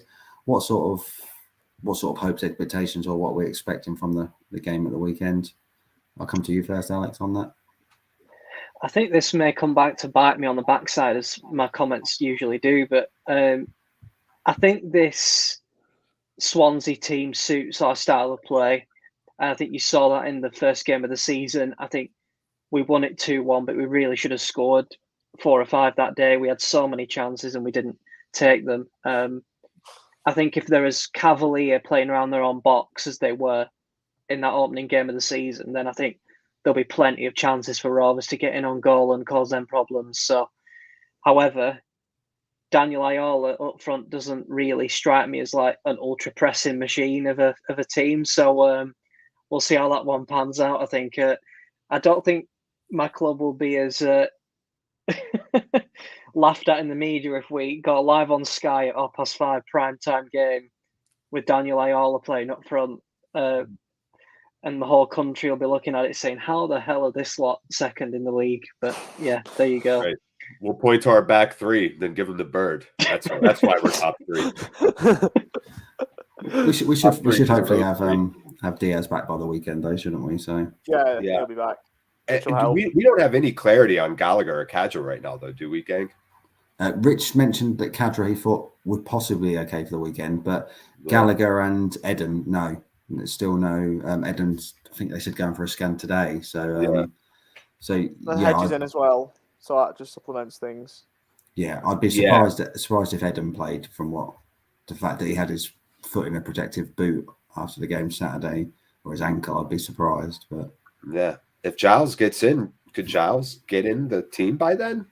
Yeah. Well, yeah, that's a question I asked Rich earlier, and he was because that was my thinking, but he probably felt it would more be Deo or JRC at left wing back over Giles just for his first game. So yeah, it was good to see JRC out there throwing in a couple of decent services. You know what I mean? Just getting back to it. It's a guy we don't talk about a lot, but like we were talking about with Dack, where 2-3 years ago he was, a guy we were all really focused on as what's his ceiling, maybe. That's I'm fine with JRC back there for another match or two. That's fair. Yeah, what's your thoughts, Ollie? I mean, it's just going to be interesting to see what happens, isn't it? I think Giles comes in as long as he actually signs.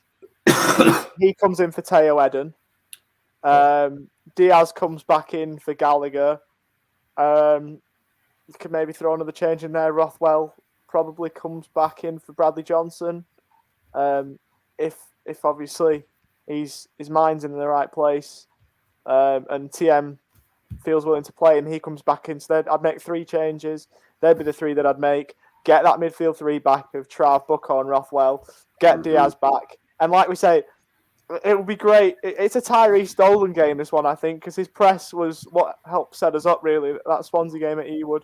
But as long as we press very high, I think that could be the one that could help us, because obviously they play some quite risky passes in their defensive third. So if we can press high, win the ball back, create some chances, I think it could be 3 points. Yeah. You think we could see Falk up top again, or now that Hedges is here, is that ship sailed? Because from a pressing standpoint, maybe not the worst idea. Possibly not. He did press very well. At the weekend, he did press very well. But I think Hedges offers a lot more than Zay Falk does. Zay Falk was okay considering it's not his position. Yeah. But I don't really want to be seeing Ayala and Zay Falk up there. As much as I'm a fan of Zay Falk and as much as I'm a fan of Ayala, get them at the other end of the pitch, please. When you brought up my comment at the beginning of the stream about Ayala and Zay Falk as strikers, Ryan, did everybody see Ryan's face? Ryan was like this, because he did not find it funny that Ayala played up top. He did not find that funny. He was so annoyed. Oh, it was beautiful. Oh man! I think he was just having nightmares of Sam Allardyce all over again. I think Yeah, Samba.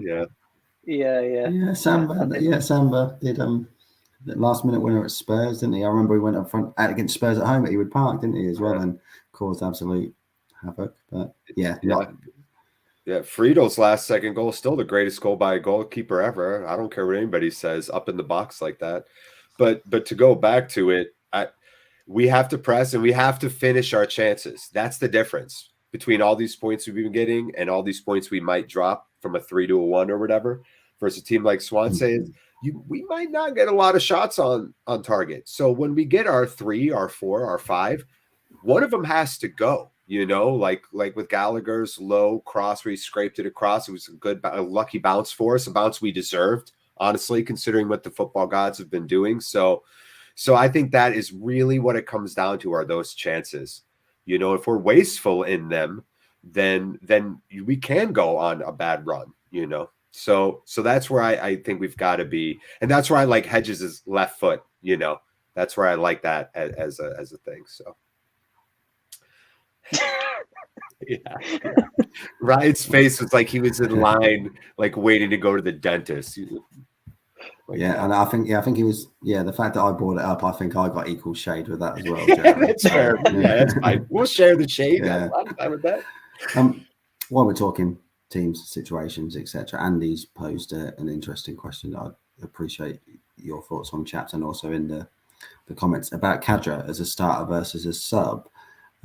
Andy's feeling that he's only impactful for 30 minutes. And I think if over the past few games he's played, he's probably not finished as many games recently as he's been probably the first sub around that 50, 60 minutes. So it's true. Yeah. Is that sometimes a precursor to what might be happening at training that we don't see? Like if a manager is continually subbing off a guy around 60, does that mean he knows something we don't as the hoi polloi, as the outsiders? What do y'all think of that? Well, I think if you actually look at Kadra's performances, I mean, if you look more recently, obviously the Huddersfield game, he hits the crossbar in the first 10 minutes of the game, doesn't he? But then you flip that with the Birmingham game, and he's instrumental in that first half domination, and then scores the goal in the second half. And he's possibly the best player on the pitch for a period of that game. And that was over a longer period of time. So I think with Kadra, we do forget how young he is as well. He's ridiculously young and he's going to have inconsistency. And a lot of these players are going to have inconsistencies as well. So he's a player that the manager has got to take in and out as he sees fit in terms of his minutes and managing him and managing his expectations as well as ours of him, really. So Kadra's not one that I have massive concerns about in terms of his endurance within games, because I don't think the evidence bears that out. But yeah, that would be my view on him. Yeah, I think you touched on a point I was going to raise, Alex. Certainly about that Huddersfield game, because he stretched them literally in the first 5-10 minutes, didn't he? And well, he should have scored. He was admittedly unlucky, but he should have scored. But then that was our best chance of the game, wasn't it? If we score that, I think we then go and win it quite comfortably, don't we? Yeah, dynamic shifts. Yeah. So it's an interesting one, because it was quite weird how he stretched Huddersfield so much so early, and then their shape for the rest of the game was really good. But then I can certainly see Andy's point that obviously shape, or I'm assuming that he's along the lines of that the shape gets spread. People get tighter as you go longer on. So is that where he can impact? Because at the first game he came on for us, him and Butterworth was home to Hull, wasn't it? And they completely changed the game when it was looking for a boring 0-0, and those two lit up the game. Well, that's why these additions are going to be so beneficial. Because also, look, elephant in the room, Diaz has got to take a break some point, y'all. Like, I love him, all right? Like, I'm as happy as anybody about him, but dude's playing a lot of football, traveling all around the world. Like, at some point, it'd be nice to spell him for a game. Maybe that's old school traditionalist of me, but this is why Tony said, I need more bodies. I'm not comfortable with what we have here, because he knows how much this season and this league can really sap a player's energy if they're just playing nonstop. It's too much. It's too much for any player to bear. That's why nobody plays all the matches all the time up front, right? I mean, outside of like complete outliers, unless somebody has other data they want to throw at me. So yeah, he needs spelled sometimes, and so does Diaz. And hopefully if we can do that, that'll keep them effective, whether they're playing 90 or 60 or 30 or whatever, you know. So yeah. Anybody any idea, any comments on my old school theory that like we just have to start subbing these guys at some point as we get toward the end of the year? Do you guys subscribe to that idea or no? Possibly. I will be honest, I'm really not paying as much attention as I could be. I'm just sitting here refreshing Twitter. To be honest, sound like my wife, Ollie.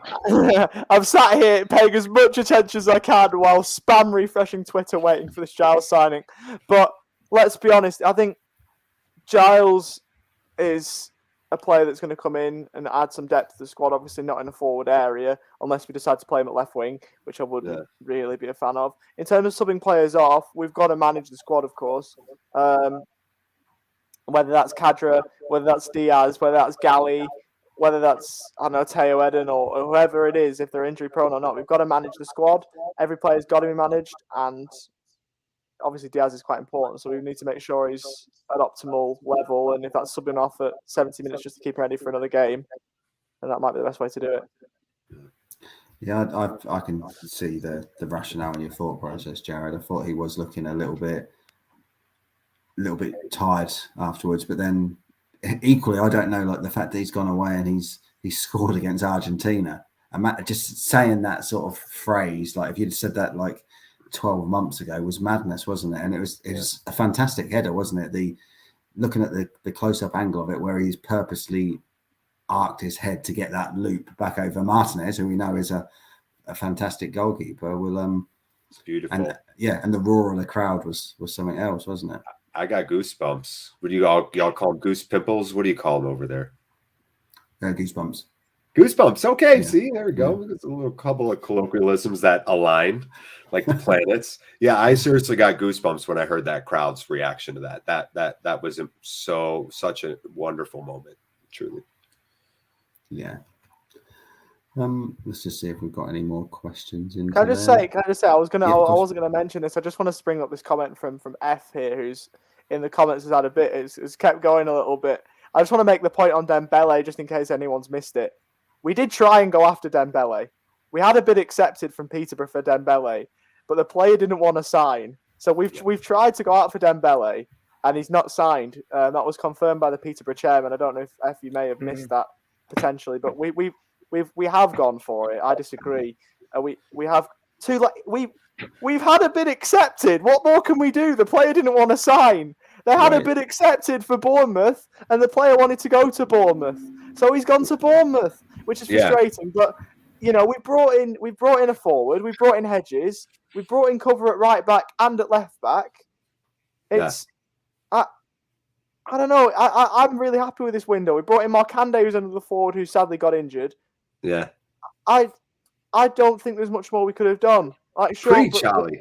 With the finances we have, and with the time that with the players that we've already got, we've got 6 or 7 lads that are injured. Like, we've got the players already. That's why we're not going out to sign some new players. And you know, F, you can have your opinion, and that's fine. And it's great that you come on here to voice it. But we've and we will listen to it and obviously bring it up in the comments as we've done. But we haven't made a £14 million bid for Solanke. I don't know where you've got that from. But there's not much more we can do. I don't know who the deluded one is. If you think we've made a £14 million bid for Solanke, I'm pretty sure it's not me. Because we don't have the finances. No. We don't have the finances. But no, I think it's been a good window. It would have been nice to get a couple of extra signings, but maybe not. Yeah, you can tell that someone's patience is being severely tested by the lack of signings. Anyway, right. I think what I would say about that Dembele rumour is I wonder whether that money was potential money that we would have got for Rothwell, or whether it was money that we had in the bank and didn't spend. Because if it is money that we had in reserve and didn't spend, then I'm disappointed that we've not managed to actually spend it on improving the team. However, if it was just potential money that may have fallen into the club's lap had we sold Rothwell, then it's a different story altogether, isn't it? But the indications are that if we've gone in, had a bid accepted, and he's gone somewhere else, that we actually did have that money to spend. So Right. I do find that quite interesting. I do find that interesting that sometimes Rovers being poverty stricken isn't all that it's made out to be. That's all I'll say. Yeah, 1.5 million out of nowhere. Got a question that's come in from Andy, which is a good one for us to all answer. Here's a question. Are you actually genuinely excited for Premier League football? And that is a question that you can answer in a multifaceted way, isn't it? Mm-hmm. It's easy to ask that question when you've seen us win the Premier League, isn't it? Yeah, right. Yeah, that's true. Ollie and Alex are only like 21, 22, so you haven't really, in your adult lives, gotten to see Premier League football with Rovers, correct? You're giving me too much credit there, Jared. You're giving me way too much credit. Whatever, 19, whatever. You're already more mature than I am, and I'm 40, so you're winning, trust me. I can't legally buy a beer over here for another 2 weeks. Like, I can't... I still can't. I'm still technically, by Australian law, I'm still a child. So there you go. But I remember the days of Premier League football very, very briefly. Obviously, living in Blackburn at the time, living on Brock Hall, it was brilliant, and I am really excited for Premier League football. Should we be lucky enough to experience it, and maybe as an overseas fan, and that's the one point I was going to make, Gary. Everything except VAR. That was what I was thinking before. But even overseas, like, having people talk about Rovers, and whenever anyone mentioned Rovers, like, oh, they were so good back in the days with Alan Shearer. I want people to be saying, oh, they're so good now with Diaz and with Hedges and Markande and these other players that we're going to sign in the summer if we go up. Like, I can't wait for us to be the talk of the town again. And if we do go up, I just to see our club be talked about, and for me to not be a laughing stock around the place. It's going to be interesting, but no, I really would want. I want to see us play the big clubs again. I want to see us play the Liverpools and the Uniteds and the Chelseas. Of course, Championship football is great. I'm very happy, and I love supporting a team outside the Premier League. But it is that dream to support a team in the top 20 clubs in England, and we've got a chance now. So as good as it is supporting a lower league club, obviously as a lower league fan, you get privileges, or you get to experience things that top six fans don't. Sometimes they are the negative aspects of football, like losing a lone player or getting relegated, or the playoffs. Obviously, I don't know the playoffs, but other fans will of a certain age. But it is all for that dream of Premier League football. And if I can get to see that at least once more in my lifetime, then I'll be happy. Yeah, I'm going to jump in at that point. Thanks, Ali. I remember I said to actually, I always thought before we took over by the Venkies, it was money was coming a lot more into football. You'd seen we'd seen Chelsea sort of come in with their money, Man City start to come in. So I always felt at that point with the Walkers trust in charge, if we ever went down financially, I thought we'd really struggle to come back up. Obviously that was before Venkies took over, etc. I'm sort of like I'm excited from the aspect of I go to a lot of the games with my son. We like to tick off new grounds, etc. So that's a real big thing for us. I think obviously if the Premier League is still doing like £20 for a away ticket, you've got the financial sort of side of it that's better. I suppose I do. The downside to it, and this has been quite pessimistic, is you look at the clubs that have gone up and like look at Norwich and how much they sort of stormed the Championship last year and how comfortable they were. And I live not too far from Norwich, so I've got a lot of Norwich friends who are fans of Norwich, and they are so yo-yo fans in terms of enjoy one season, hate one season, enjoy one season, hate one season. Yeah. But you know, that's probably more. I'm still more positive than negative because but equally then I don't know. It's sort of like do I dare mention those 3 words of VAR? Does that want to be something that we go down at this time? We're going to stay on till 12 o'clock because I appreciate that. Well, I've not had a comfort break for a long time. Everyone's been with us saying lots of stuff. So if you've got any more questions, do come in. We're happy to talk anything more for the next 15 minutes. But Alex, Jared, you can still have a go. Yeah, Lomax, how do you feel, bro, about that idea? I think the Premier League debate is really interesting. I think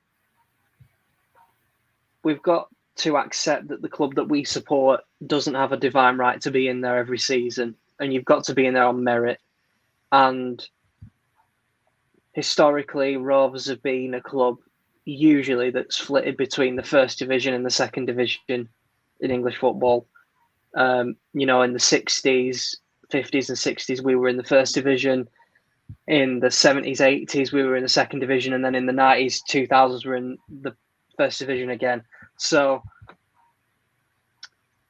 when you're a Rovers fan, you always take the rough with the smooth. I accept Tom's point of not being bothered about the football and sort out the financial issues at the club. But I think it's good for the club to get exposure again. It's good for the club to be in the media again in more positive light than it was last time. I think the negative press around the club last time we were in the Premier League was so bad and so toxic that I kind of want that story of Rovers. And I think that's a lot of people's last memory of us. I think a lot of people, Premier League fans, still associate Rovers with that. And I want us to go up to that top table again and be something different than what we were last time in terms of more united, more united on and off the pitch, and more competent on and off the pitch as well in terms of boardroom decisions and transfer decisions and things like that. So I'd love us to go back to the Premier League. And why would any Rovers fan not want us to be as physically high up in the pyramid as you possibly can be? I mean, I just don't see any reason why a Rovers fan would want us to get relegated so that we could win more games and enjoy it more. No, I think as a Rovers fan, we want the club to be as high in the pyramid as it possibly can be. And it's going to be an incredibly tall order to get up there. And if we did get up there, sorry, can't speak, by some miracle, it would be even more of a big task to stay up.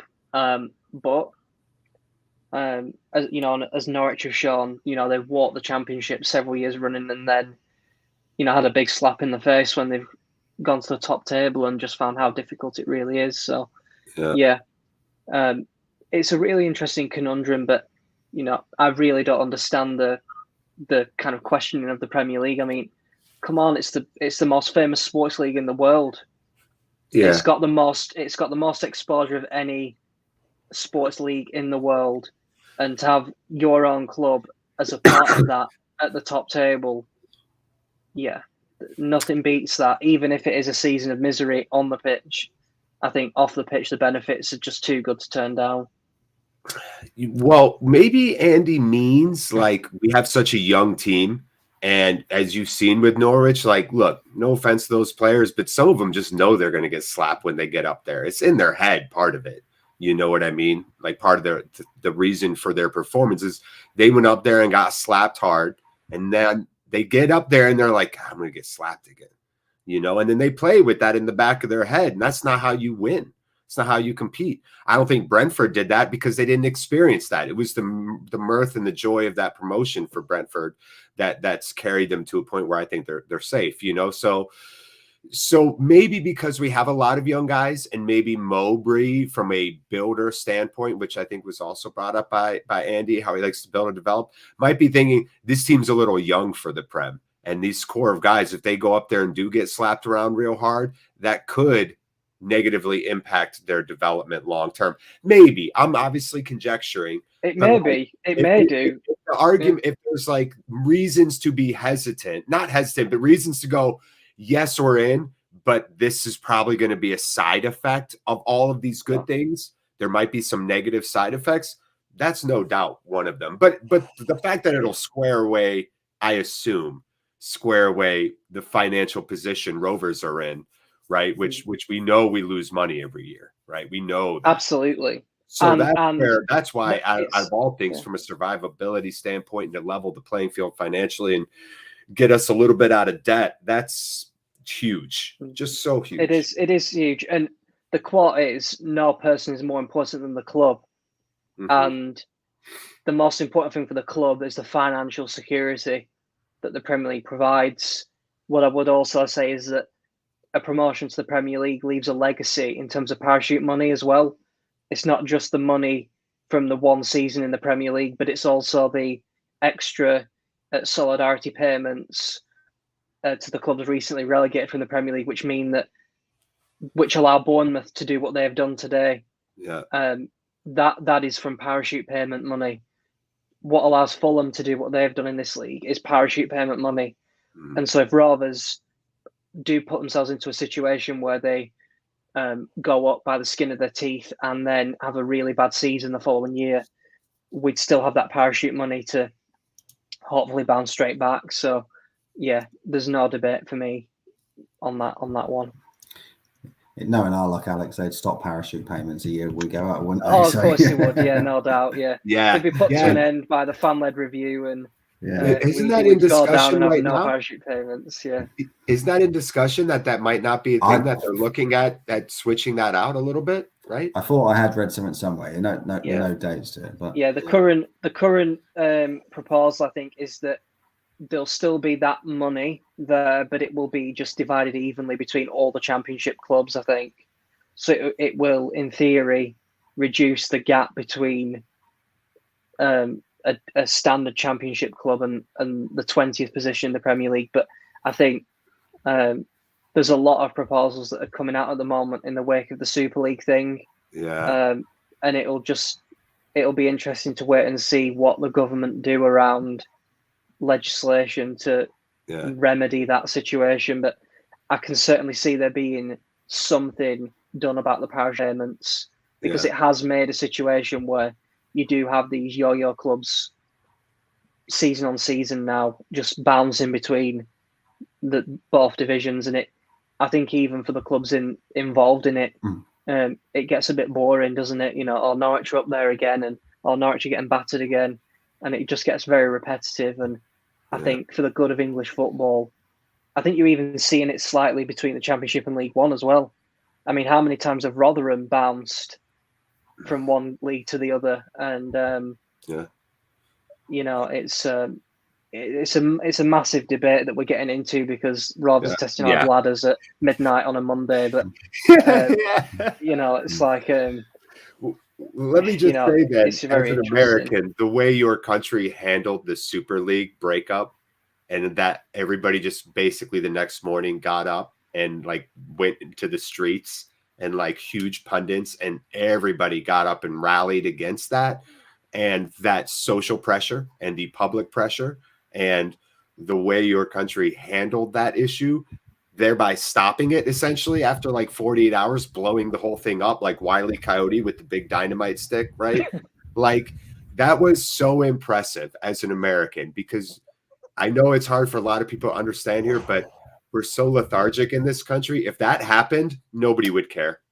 Nobody would care. It would happen here. That same scenario happens successfully here, because you see that it's Americans that are kind of perpetrating that Super League. We know who the owners were behind it, right? So I just wanted to give kudos to the entire United Kingdom while we're on here for handling that Super League as with the venom and ferocity and passion and noble defense that you did was really impressive. Y'all, I think the knock-on effect of, who knows what'll happen. It is a big topic, but the alternate timeline that could have been a friggin' nightmare. And y'all changed that timeline like a Marvel movie. That's not the timeline. Now we're on this one where there isn't a Super League. So if you haven't done a lap or gave yourself a nice good for me, I just want the whole country of England to do that at some point tonight as you all go to bed. Pat yourself on the back before you turn your head over. We will do, Jared. We will do.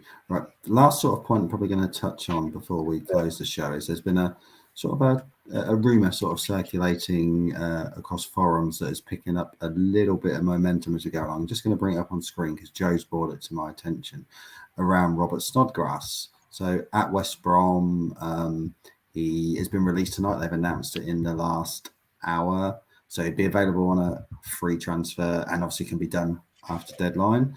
Him, as I think Ryan has mentioned in our group chat, that very much a sort of a Mowbray sort of transfer in the respect of what he's done, like with Downing, Holtby, Johnson, to some respects, with a bit more experience. So I can see that there's a few people taking sort of making comments in the group about it, that they would consider that as a good option. Does anyone have any thoughts on it? I don't know how much he's played for West Brom this year. I had heard there was a little bit of a fallout between him and Ismail, thus him leaving. But yeah, any thoughts on that before we close for the evening?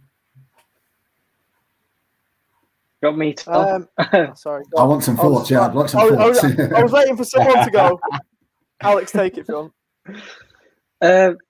Does it fit the profile of what we've been looking at recently? I'm not so sure it does. I think it's one that you can look at if injuries continue to be a problem and just hamper us persistently, and we may have a crisis where we bring in a player on a short-term basis. But I think other than that, I think if they're letting Butterworth leave tonight, they're quite comfortable, I think, with what they've got.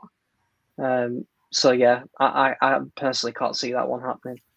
Snodgrass is 34 and hasn't played since November 6th, and it says he's hurt. Like, does that sound like a guy that's going to help us immediately? No. I don't know, though. Guy hasn't played in 2 months, and he's 34. Like, what's he going to – what impact is he going to have other than maybe a locker room impact, you know? Don't we already have that in Bradley Johnson, though? He's probably got something – I mean, he's a quality player. We've seen it, haven't we, through – if he can get back – if he can get playing, he's going to add something, because he's been a top player over the past, you think, at Leeds, West Brom, West Ham. He's had some good impacts at these clubs.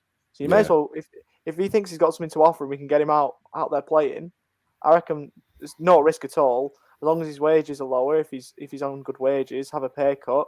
It's no financial deal because we don't have to pay anyone because he'll be a free agent now after his release. I reckon we may as well, as long as he can get out there and play. Right. So we're gonna stop it there. So we lost Jared there. Jared's gone. Looks like he's gone. No, that's not worked either. No, looks like I've now got transfer deadline as an eye. Dan's doing a good job here. Oh, there we are. There we go. Yeah. So cheers, Dad.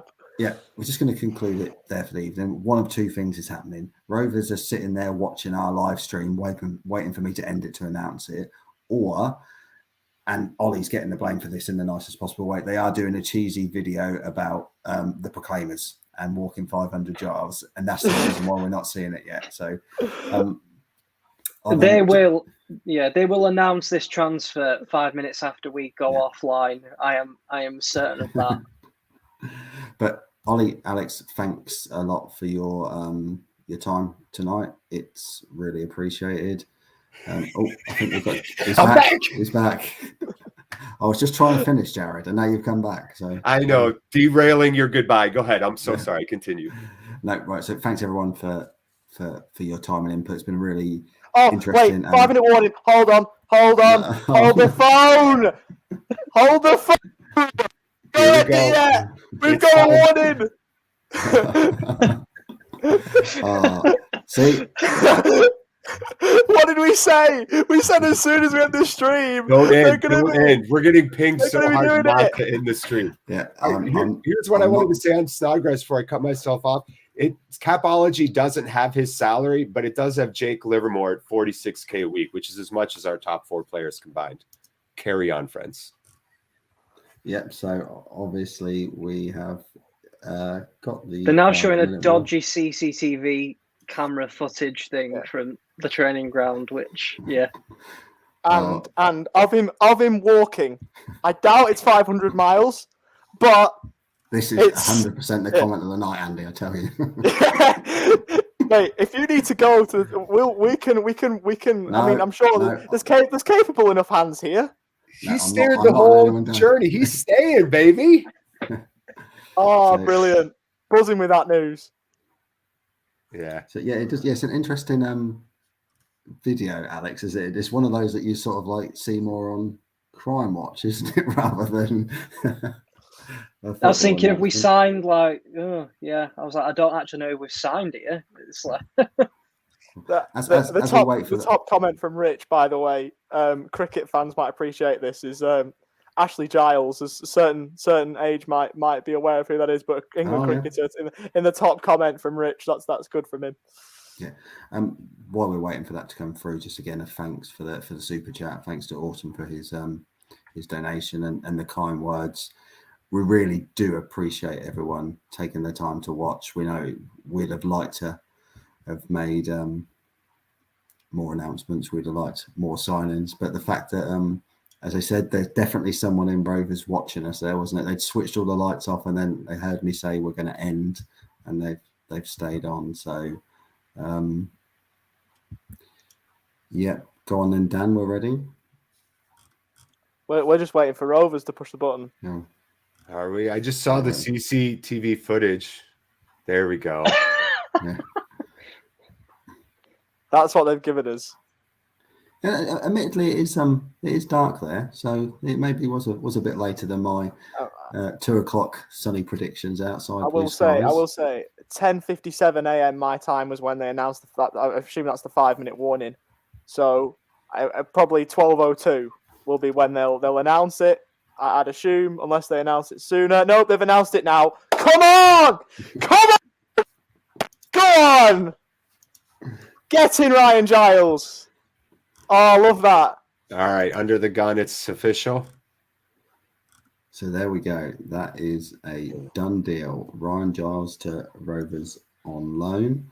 It's the one we've been waiting for all day. It's one that comes with a lot of pedigree from his time with Cardiff from the first point of the season. And it's one that we can all go to bed on happy that he is now going to be a Rovers player. So any final thoughts on Giles before we go, chaps? Cracking signing. That's all I'll say. What a signing. Yeah, a boost for the team, no doubt. I'm sure the players in the locker room feel good too. Some talent coming out on that left side. Give us a little dynamic, a little change in dynamic. All about it, baby. Let's go. Yeah, I would echo that. I think it covers a really key area of the pitch at the moment with the injuries we've got, and I think it'll be an important signing before the end of this season. So you've got to be pleased with it. Yeah. Yeah. Yeah. No, I'm really excited. I'm also excited by the fact that Dan can then release the video that Andy and I have done on Ryan that I've mentioned about 20 times tonight. And but yeah, another Dizzy Funds is another donation, which is really, really appreciated, guys. We really do appreciate it all, and appreciate the amount of people that have stayed up. We've had really good numbers all night, and I can see we're still the best part of 200 people still watching us for Drone on it. Well, I say this time of the night for me and Alex, it's not necessarily the same for Jared and Ollie, is it? So me and Alex have now gone into February, haven't we, Alex? So you are in February, aren't you? We're now in February, and I'm working tomorrow, working today actually now. So yeah. How many hours till you start your shift? Not many. How many? Don't lie to us. How many? Well, it's not too bad, about 8 hours. So. Oh, get out of here. 8 hours. That's nothing. I thought you were going to say like 4 or 5. No, and it's not that bad. You'll be fine. Y'all are still young. You can go off no sleep for a week. Have you not seen the last episode of Peep Show? Where Jez is like, please don't make me go on another 7-day sleepless bender. I'm 40 now. I just want to sit around. So you'll be fine. 8 hours, Alex. Get out of here. We need to save Jonathan's bladder and end this show as soon as possible. Yeah. Cool. Right. Thank you very much, everyone. Much appreciated. Here's for a fantastic second half of the season for Rovers and some more great content coming out and plenty of good times for the blue and whites, the yellows, the red and blacks, whichever kit we play in. So thanks again, Jared, Alex, Ollie. It's been a pleasure. No problem. Cheers, thank you. Thanks, everyone. See you later. Rovers fans. Bye.